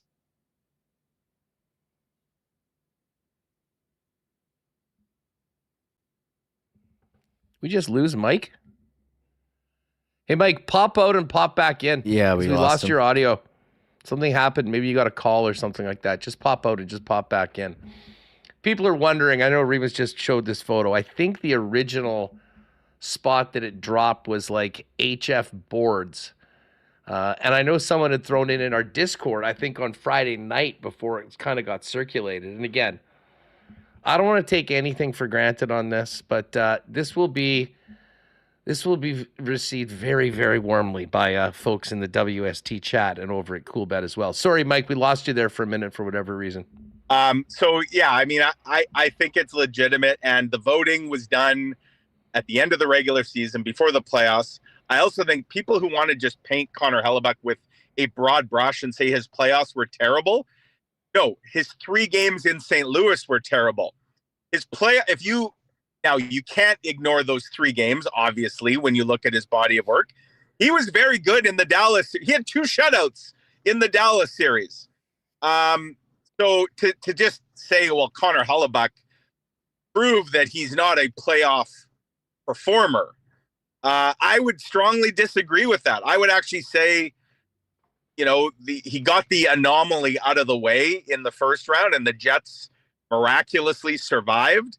But I thought he was quite good in the second round, especially on home ice when he had those back-to-back shutouts. So for anybody who wants to say if he does win the Hart that it's tainted, I would say, again, first of all, it's a regular season award. It's not a playoff award.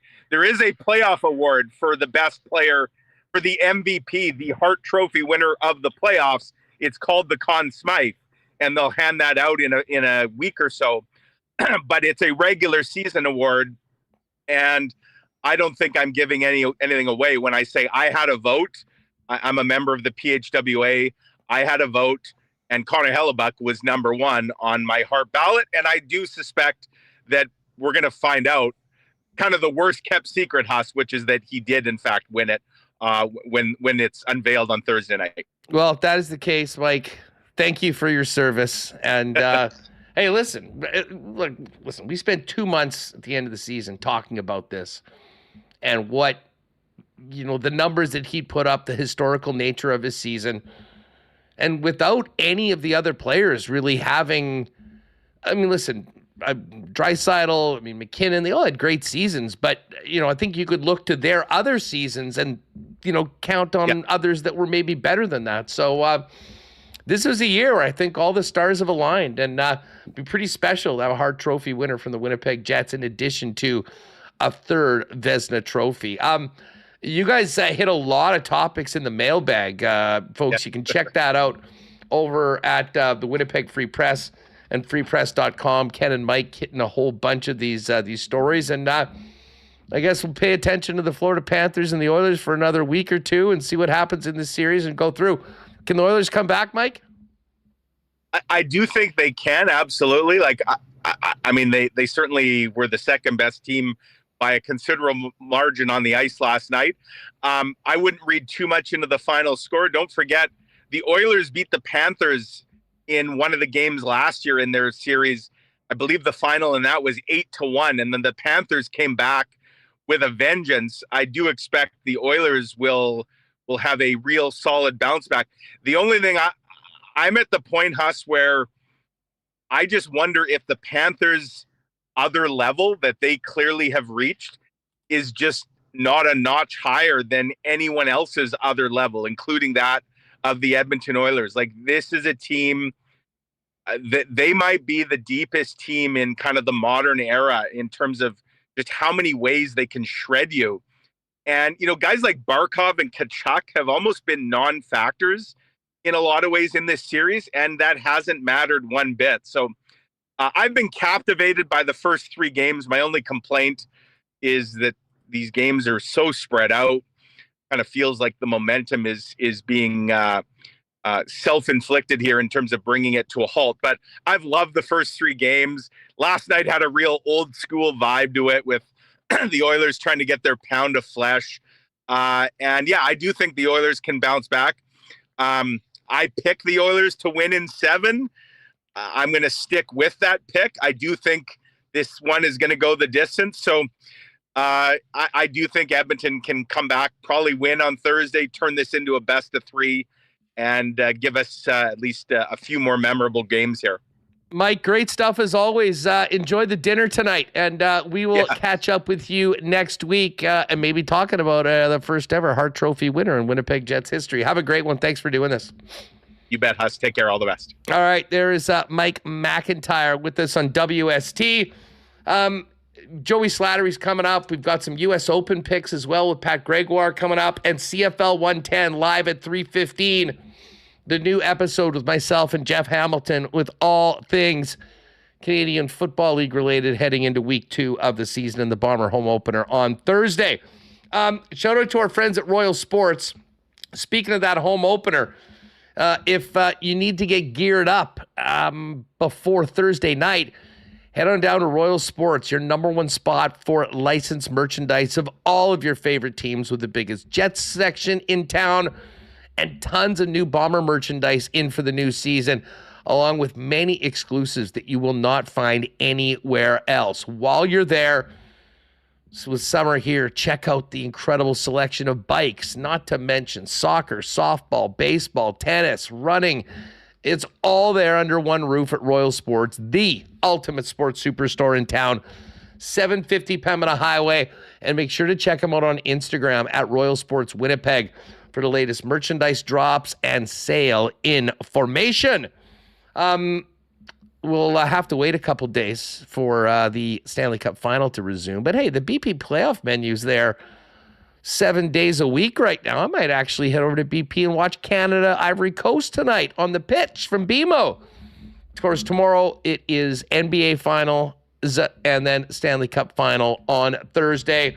Check out the new BP playoff menu with that all-Canadian maple poutine, the wing flights, the Scoville Showdown, and those 2 great new pizzas, the Triple Pep and the Wingman, all waiting for you at Boston Pizza. And if you are staying at home tonight, you can always get it hot and fresh to your door by ordering online at bostonpizza.com. All right, listen, just before we bring in Slats to quickly get an update on the Sea Bears, let's give a big cheers to our friends at Winnipeg's favorite local brewery, Little Brown Jug. You train day in and day out, learning new techniques, approaching new concepts, and living out the thrill of achieving your goals. Building a craft beer is no different. While you spend your hours on the ice, we spend ours here, brewing our trademark beer. Again, and again. Here's to pushing the status quo and challenging ourselves to build something memorable. 1919 by Little Brown Jug. All right, let's bring in Joey Slattery. You can check out all his work, Target Score Weekly. Slats, what's going on? Great to see you, buddy. Oh, good to be on the show, Huss. I'm doing well. It feels like a new era of Sea Bears basketball upon us. So there's a bit of a disappointing start to the season. But we're starting to feel like there might be some hope along the way here. So things are looking up. Well, it's amazing. It's just one win. I mean, just find a way to win a basketball game. And they did that in kind of thrilling fashion. A deficit going into target score time and a big comeback and a 1-point win with some new faces being very impactful in the victory. Give us the latest on the squad. Yeah, well, the big addition so far has been Jalen Harris. I mean, this is a guy who played for the Toronto Raptors, was a second-round draft pick with the Raptors, came in on no practice. They had a road trip in Toronto last weekend, and he showed up at the airport, signed the paperwork on, I think it was the Thursday night. He was playing Friday, 17 points. I think it was, 17 points, 4 rebounds, 6 assists. Very impressive for a guy playing with a team he's never played with before and never had a practice with before. And then he followed that up with a 22-point outing against Scarborough, the team he first played for a couple of years back, and hit that game-winning shot that was much needed because, as you said, it was a long stretch between wins. They won that opening game, then they lost 5 straight, and they finally won again on their last game of that mini 2-game road trip. That's part of the story, though, Huss. everybody's going to get to see Jalen Harris this weekend, tomorrow on Wednesday for the first time. But I think what everybody's most excited for, my DMs have been flooded with Seabears fans asking, when is Simi Chateau going to start? And he's coming Wednesday. He makes his debut. I feel almost bad for this guy because I feel like he's been crowned the savior, right? He is going to solve all the problems. He's going to be a huge addition. He's a great player. He's played in this league before with the Calgary Surge. Big guy who can protect the rim, great inside presence and a force in the paint for the Seabears, and he's played in Greece and the top levels in the world. He's a great player, but it's going to take some time before these guys really develop a chemistry. And that goes for Jalen Harris too. As good as he's been, they're really just starting to get to this past couple of days getting into the systems offensively and defensively. So as excited as I am and as excited as everybody is about this team, I'm trying to get people just pump the brakes a little bit. There might be a couple more rough spots along the way. There might not be. But I don't think this is going to be a sudden shift with these two players, although I do think it puts them on the right path and gives them very viable options. It is a new look team. The offense is going to look different. The defense will look different.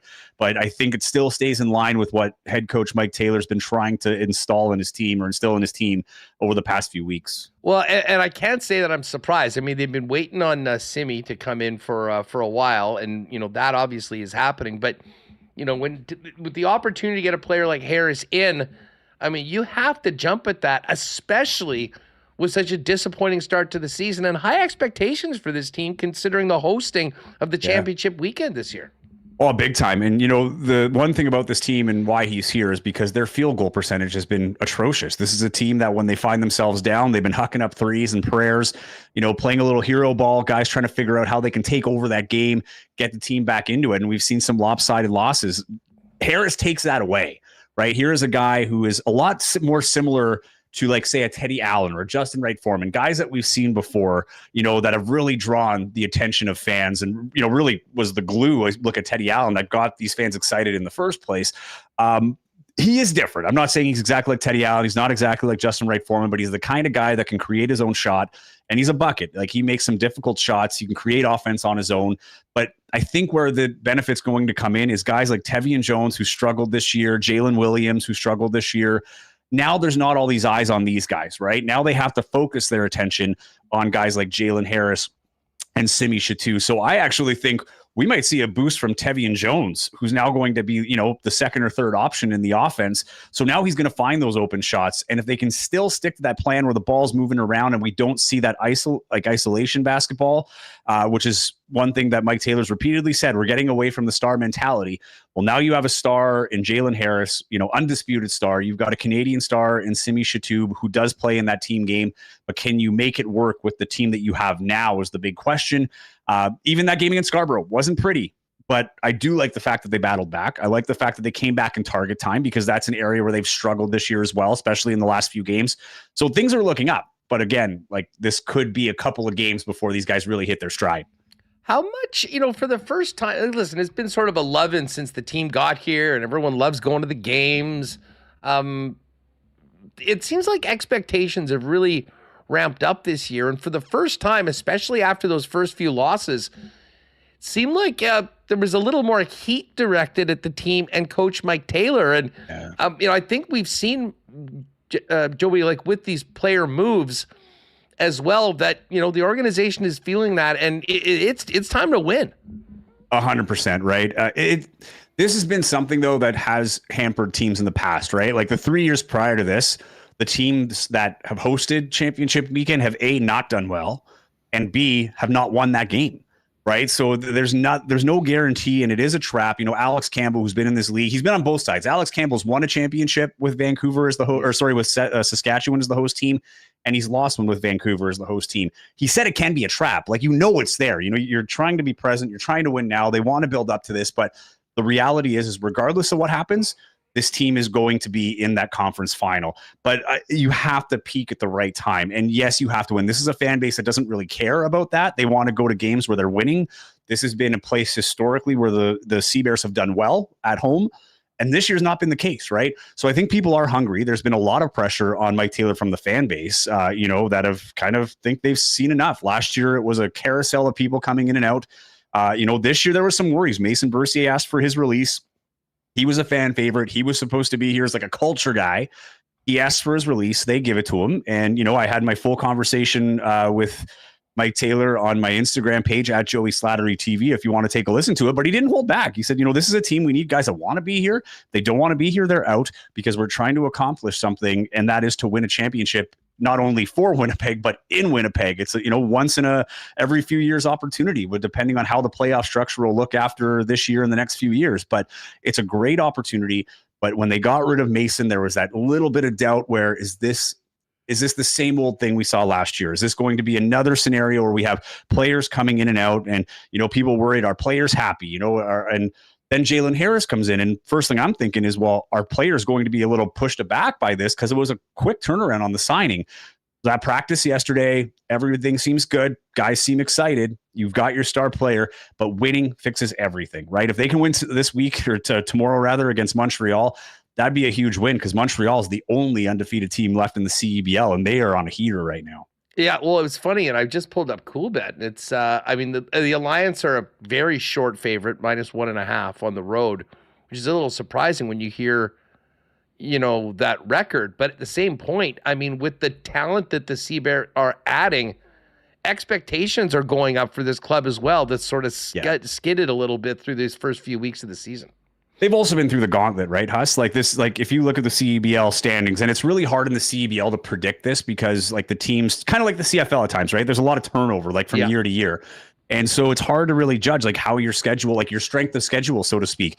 But they go up against Edmonton, who is 2-5 as well, just like the Sea Bears. But, that's a team I believe is better than their record, and they're going to come around. They narrowly beat them at home to start the season. Then they lose back-to-back games to Calgary, who is probably the surprise team of the year so far. No one, talking to numerous coaches, expected them to be this good. In fact, a lot of people, or a lot of coaches rather, think last year's team was actually better than this year's Calgary team.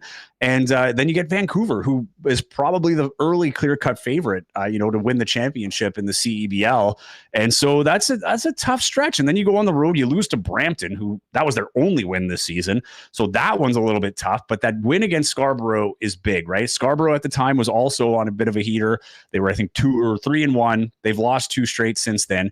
But you have that win against them. Now you're going up against Montreal, who, as much as they're 4-0, none of those teams are above 500, right? They beat Brampton back-to-back. They beat Edmonton, and they beat Scarborough. So they're coming into Winnipeg, a refreshed Winnipeg, a desperate Winnipeg, so to speak. And so I can see that the odds being a little bit more narrow because there's a lot of uncertainties with this. But the one thing for Montreal coming into this one is this is their first big road trip of the year, their first trip west, and we'll see how they pan out. They've only played at Canada Life Centre once before. So there's a lot of unknowns coming into this one. But man, Montreal, watching them play yesterday, particularly the game against Scarborough, just a really good team. They have a dude named Tavian Dunn-Martin, and he is 5'8". And this guy can score all over the place. No one knows how to guard this guy. He had 26 points last night. He's pulling up for 3 from 10, 15 feet behind the arc. This guy is fun to watch. And it's going to be a hard matchup here for the Sea Bears. And, is it going to be Jalen Harris against him? Or are they going to put Alex Campbell? Either way, you've got a fast little dude that can score all over the court. And Montreal looks like they're having a lot of fun right now. And so, of course, Montreal on Wednesday, and then back at home on the weekend, if I'm not mistaken. Yeah, Father's Day game against Saskatchewan. That one's always good. Saskatchewan's struggling this year, too. It's kind of been I remember Chad Posthumous, I remember in the first year talking about the rivalry, that Sask-Winnipeg rivalry. I remember he's like, well, they got to win some games before we can call it a rivalry. So, they get up for this game for sure. But it's, I don't think the Sea Bears are looking too far ahead. That'll be a good matchup. But again, to beat Montreal, the first place team in the East right now, would be a huge confidence boost. And then if you can take advantage of a SAS team that's also struggling this year, string together 3 wins in a row, that alleviates a lot, dude. That is, now you've got a 3-game winning streak going on. You're close to 500, and suddenly that pressure is relieved, right? I think it's already relieved a little bit with Scarborough, but if they can get another home win, 2 home wins would be even better under their belt. I think it's going to make everybody feel a lot better. Slats, great stuff as always. For people that want more on the Sea Bears, the CEBL, fill out all the content that you're cranking out hoops-wise here in the Peg as we continue through this season towards hosting championship weekend. Yeah, as always, my Instagram is where I put most of my reports, at Joey Slattery TV. It's also posted on our Instagram page for Target Score Winnipeg, at Target Score WPG on Instagram, on YouTube at Target Score Podcast. Keeping you up to date at least weekly. Sometimes we'll do a couple shows a week if we're able to, but that's everywhere you're going to find us. And I can use the support, Huss, because as we all know, my good friend and co-host Taylor Allen of the Free Press is having a heyday. I'm getting a taste of my own medicine. I don't know if you could tell behind me here, but I'm a Celtics fan, and last year I really made sure that Taylor felt it. Right, the Celtics swept the Pacers in the conference final onto their championship, and I'm getting it now. Taylor Allen is really enjoying this Pacers run in the NBA Finals. So, if anybody wants to send out that support, maybe get out a Taylor a little bit to tone it down. Someone has to be the bigger man in this one. But he's enjoying every moment of this, and I just got to eat it, I guess. Yeah, well, the commish is back from his travels, back on the grind with the Free Press and back at Target Score Weekly as well. We'll look forward to the next episode. Slats, you have a good one, buddy. Thanks for doing this. You too. Thanks as always. We'll talk to you soon. No problem. All right, there is Joey Slattery at Joey Slattery TV on Insta. Make sure to give him a follow over there. All right, we are going to be diving into the U.S. Open coming up with my pal Pat Gregoire from Coolbet in just a minute. Of course, all of our we'll be doing plenty on the U.S. Open throughout this week. This is the carnage. This is the one where we love to watch the best players in the world suffer for 72 holes. We'll be all over that for our Breezy Bend golf reports throughout the week. If you want more information on Breezy, of course, hosting the Manitoba Open this year, go to breezybend.ca or give our pal Corey Johnson a call at the clubhouse about getting on the waiting list and future membership options at Breezy Bend. Thanks to everyone that bought tickets for our Goldeye game. We're pretty much sold out, and we cannot wait to see all of you there a week Thursday, June 19th for the Fish and the Sioux Falls Canaries. That, of course, is the Goldeye's next homestand as they are on the road today in Chicago, taking on the Chicago Dogs, opening up a 3-game set.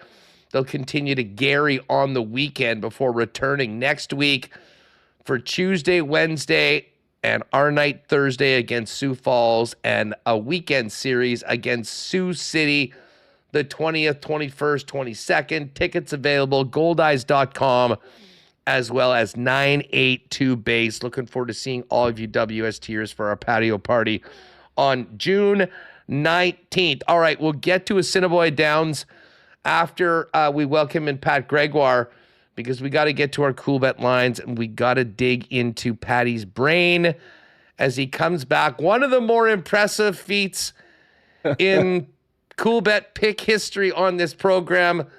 Let me bring in your RBC champion, Pat Gregoire, who had Sam Burns and Ryan Fox.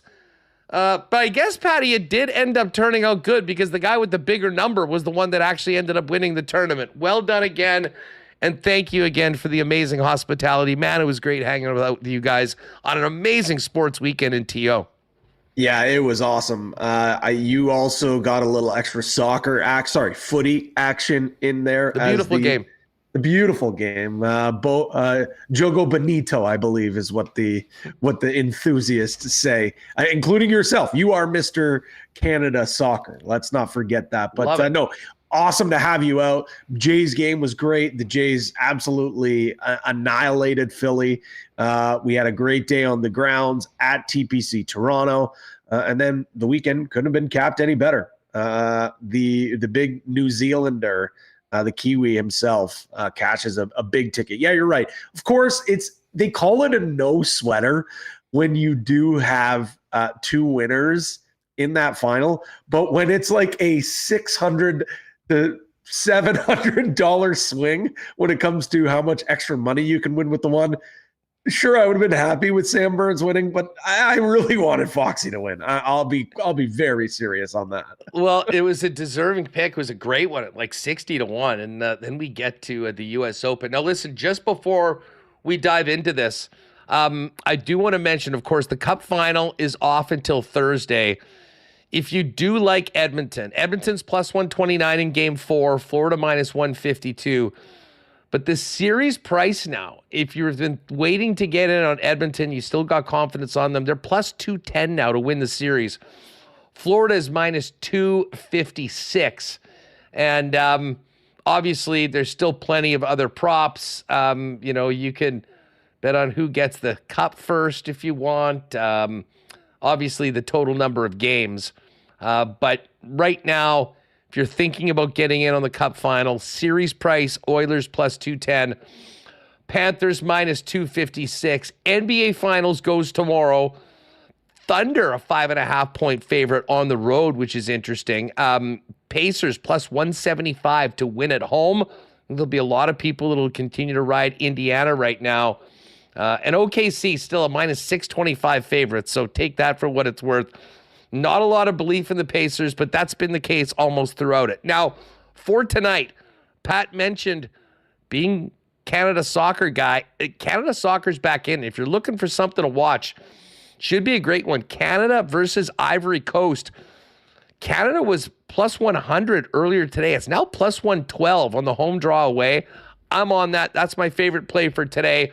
I'll be watching that game and cheering them on. New Zealand beat Ivory Coast 1-0 in their first game.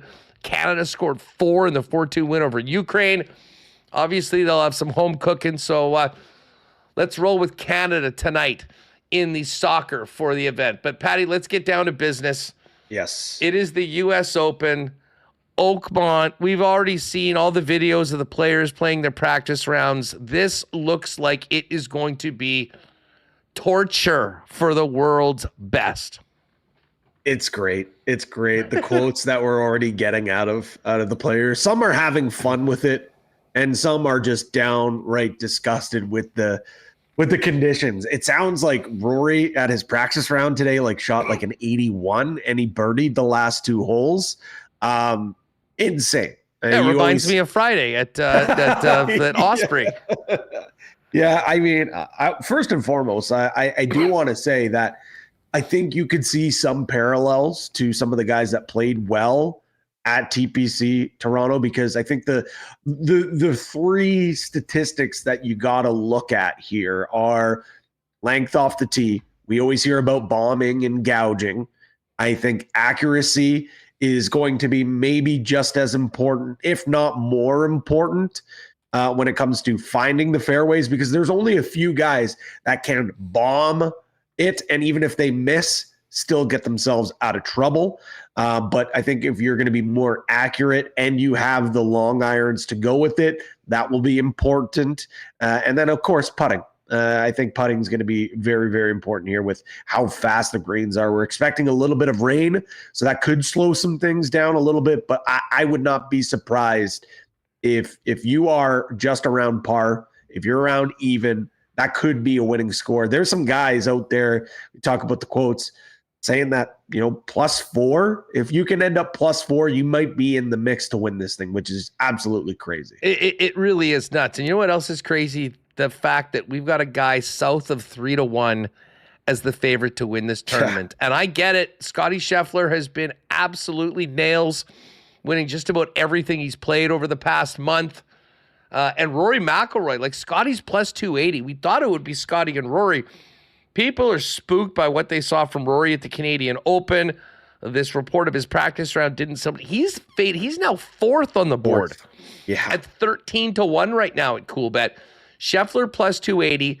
DeChambeau plus 750. I will mention, though, if you like DeChambeau and want to bet DeChambeau, hit the exclusives, because our buddy Pat Mayo has a boost up to 10-1 on DeChambeau right now. So you can jump on that. That's the PMA weekly boost. DeChambeau to 10-1. I certainly think he'll be a contender here. John Rahm at 12. And then you get into the 20s. Xander 22. Morikawa 25. Ludwig Ober 27. Joachim Niemann coming off another win and live 28-1. Sepp Straka 30. Tommy Fleetwood 33, along with Shane Lowry. Justin Thomas now to 37. Pat Cantlay 40. And Vic Hovland, Brooks Koepka, Jordan Spieth 50-1. This traditionally is a tournament, Pat, where we don't look way down the leaderboard. Usually it's the big boys fighting it out. This is the moment we've all waited for, considering the heater you're on. Patty's picks. Where's your card starting for the U.S. Open at Oakmont? Well, I think if people follow this program or another program we used to do, you would not be surprised that my card starts with Bryson DeChambeau.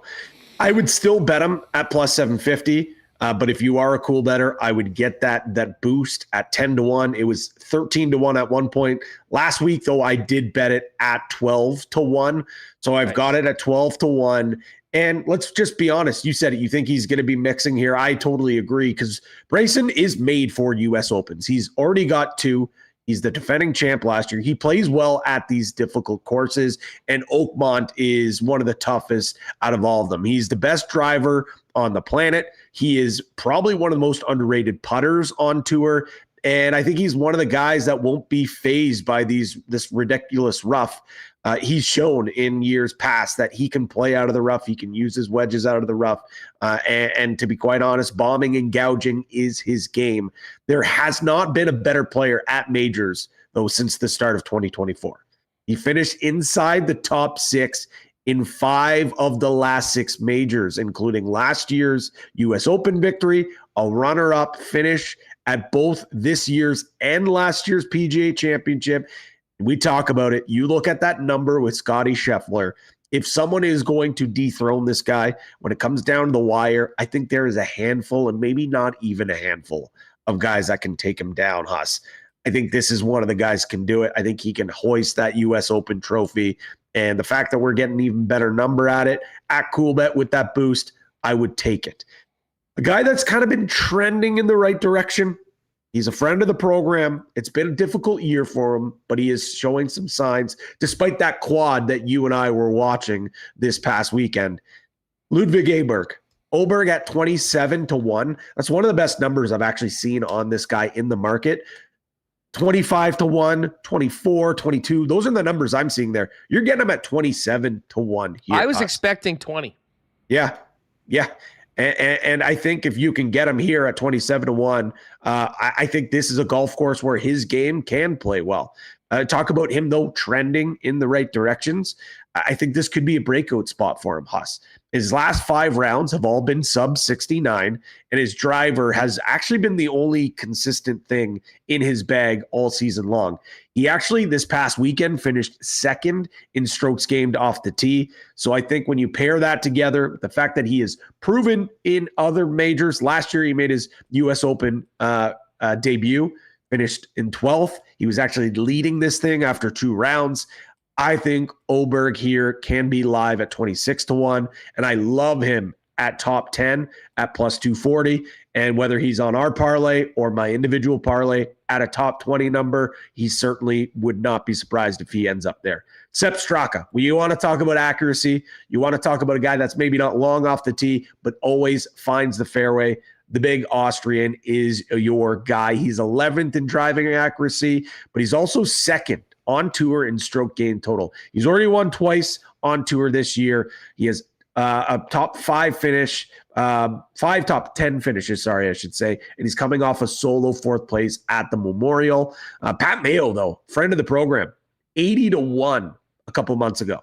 I know I'm feeling the FOMO. I know a lot of other folks are feeling the FOMO, but still at 55-1 for Straka and a top 20 at plus 130. Those might be 2 of my favorite bets of the week. The last outright card, you said you got to go with some of the top dogs. I totally agree.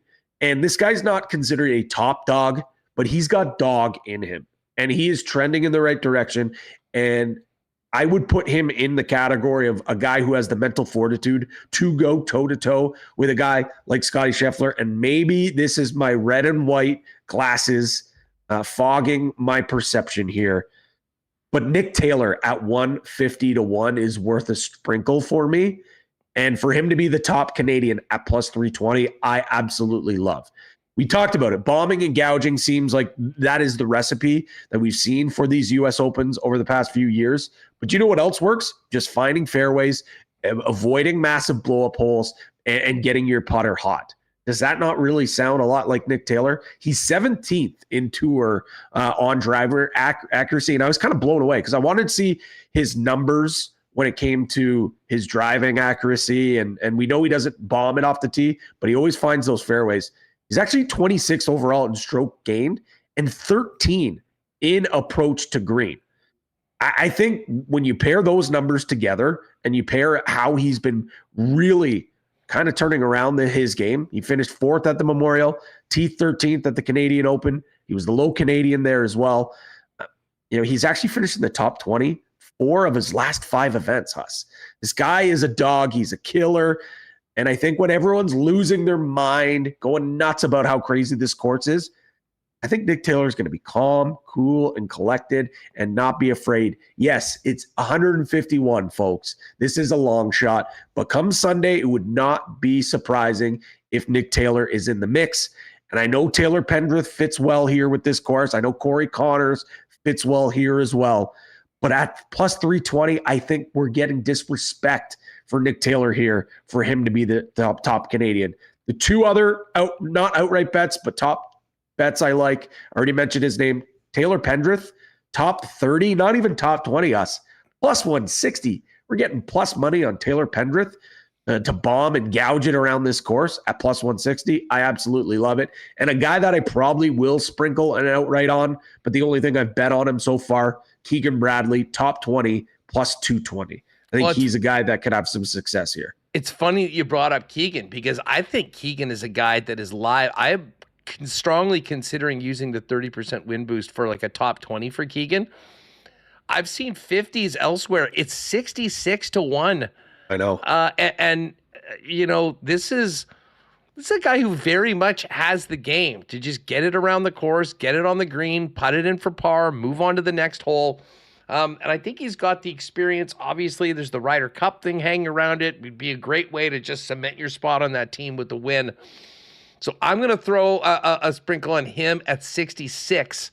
Love that. Sam Burns coming off a near miss. He's 66 as well. Corey Connors, there's a few guys there. There are a couple of former champions that I think actually have some real value if you're thinking about a guy that could potentially win. The form might not be there, but Matt Fitzpatrick at 80 to 1, former U.S. Open winner, and Wyndham Clark as well. Clark didn't look particularly good on the weekend, but the site of his greatest win, not Oakmont, but the U.S. Open, 125 to 1 for a guy that's done it before in the U.S. Open. I think it might be worth a look. But as far as I go, I'm going to take advantage of that 10 to 1 on DeChambeau and get a piece of that. Too tough to take Scheffler. Let's get one of the guys. But I'm really surprised that I'm not hearing a lot about Xander Schauffele. And I think he is coming in completely under the radar in this event. 2-time major champion, a guy that absolutely knows the strategy to keep yourself out of trouble and has an all-around game to hopefully prevent unnecessary time spent in the rough.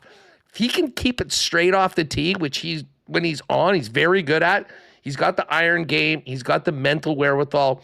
I'll have a piece of Xander at 22. And of course, we got to jump on Ludwig Oberg at 27 to 1. One of the best numbers around.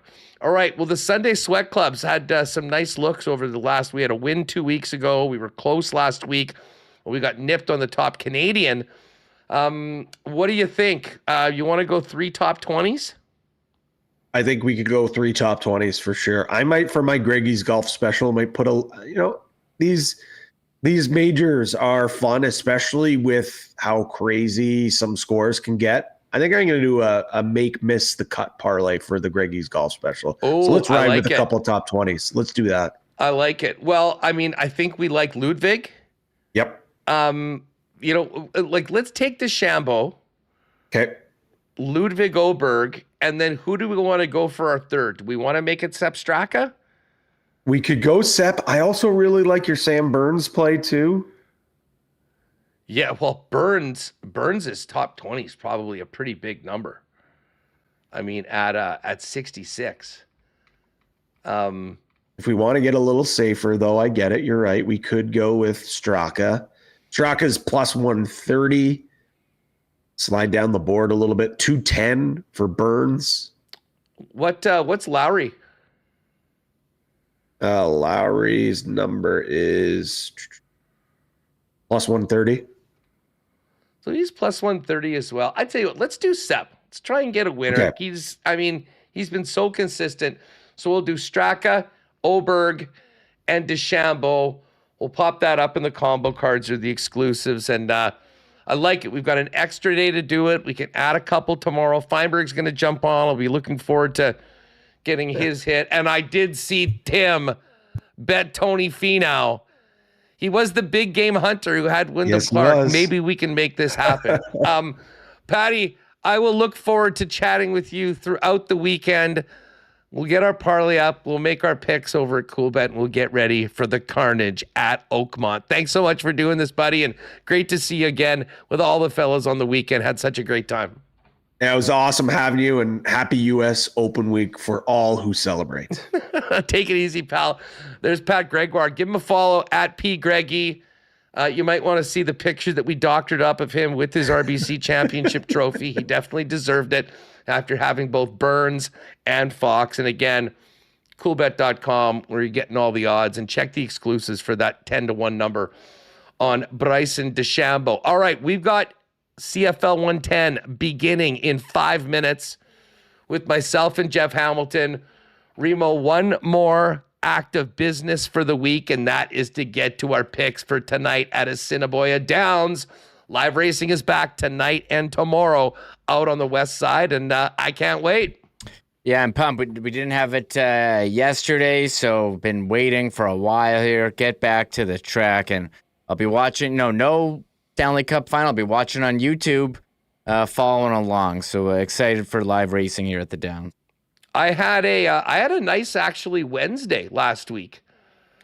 I had a 33-30 winner and then a $6 one that came back. So basically doubled my money. I've got 4 picks today. I can just run through them right now and then we can get to yours. Race 2, I'm putting $4 on number 1 to win. That is Blue Sky Jade in race number 2. In race number 3, I'm doing a $2 exacta box on 1 and 2, Judo and McEwen. So that's a $4 bet. And then I'm rocking 2 $1 triactor boxes on the final 2 races. That's the way I like to do it. Race 6, I'm going 4, 6, 8. So the favorite, that's what he said. Number 8 is Frackaloo, and number 6, She's a Rowski. That is for race number 6. And then for race number 7, I've got another $1 triactor box, $6 bet. We're going 2, 5, 7. So Jamming Eddie, the favorite, Diamond Grand, and we're taking number 7, Dragon Drew. So 2, 5, 7. Hopefully can hit one of those and keep it rolling. What are you cooking up tonight? Yeah, I'm actually in a good similar spot. I did pretty good on Wednesday. I had a triactor, with 138.25 on my $1 bet. So I was feeling pretty good about that. But didn't gain any ground on you, so shot back down. Race 2. Some of our picks are similar races. Race 2, $4 on number 5, Best of Greeley to win. You had Blue Sky Jade. Race 3, I got a trifecta box, 145, Judo, Bandera, Azteca, and Lansdowne. You had Judo and McEwen, I think, right? Yeah, I like McEwen. McEwen always seems to kind of surprise. So I'm going to roll with him today to be top 2. And then race 5, winner, Smack over Lime. Going with a longer shot here. And race 7, I have the start of your tractor, 2-5, just an exacta box here, and you had 2-5-7. So we're close. We're similar on some of these. I'm excited to see what happens. No doubt. 7:30 p.m. post time tonight. Free parking, free admission. And if you are planning on going out tonight or some of the, I'm not sure whether they're full already, but there's nothing better than that amazing prime rib buffet they do in the dining room. Make a call, get a reservation, and really do it up for a night. at Assiniboia Downs. Great show today, Reem, but we're just getting started on WST because we have our third edition of the year of CFL 110, and we finally got some games to talk about with the Hammer. Yes, you and Jeff going over all week one, looking ahead to week two, and talking about the top stories around the CFL. So great to have CFL back. Great to have CFL 110 back. So check out the podcast and the podcast feed, links in the description as well. You know it, folks. Right, that's going to do it for us. Thanks to Patty G, Joey Slattery, Mike McIntyre, Tom Gazzola. Of course, Remo putting the show all together. Special thanks to Connor for filling in and doing a great job while I was away. But one of my favorite hours of the week, CFL 110. We'll take a very quick break. And if you're with us on YouTube, don't go anywhere. We'll shoot right into the debut of CFL 110. Bomber home opener on Thursday. We are all over it, and we'll be back tomorrow at our regular time for the next edition of Winnipeg Sports Talk. But in the meantime, thanks to all the sponsors that make the show happen each and every day. Don't go anywhere because CFL 110 starts right now here on Winnipeg Sports Talk. Oh my God! Oh! Shut it down! Let's go home! Thanks for tuning in to Winnipeg Sports Talk Daily. Make sure to subscribe on YouTube and your favorite podcast feed at winnipegsportstalk.com.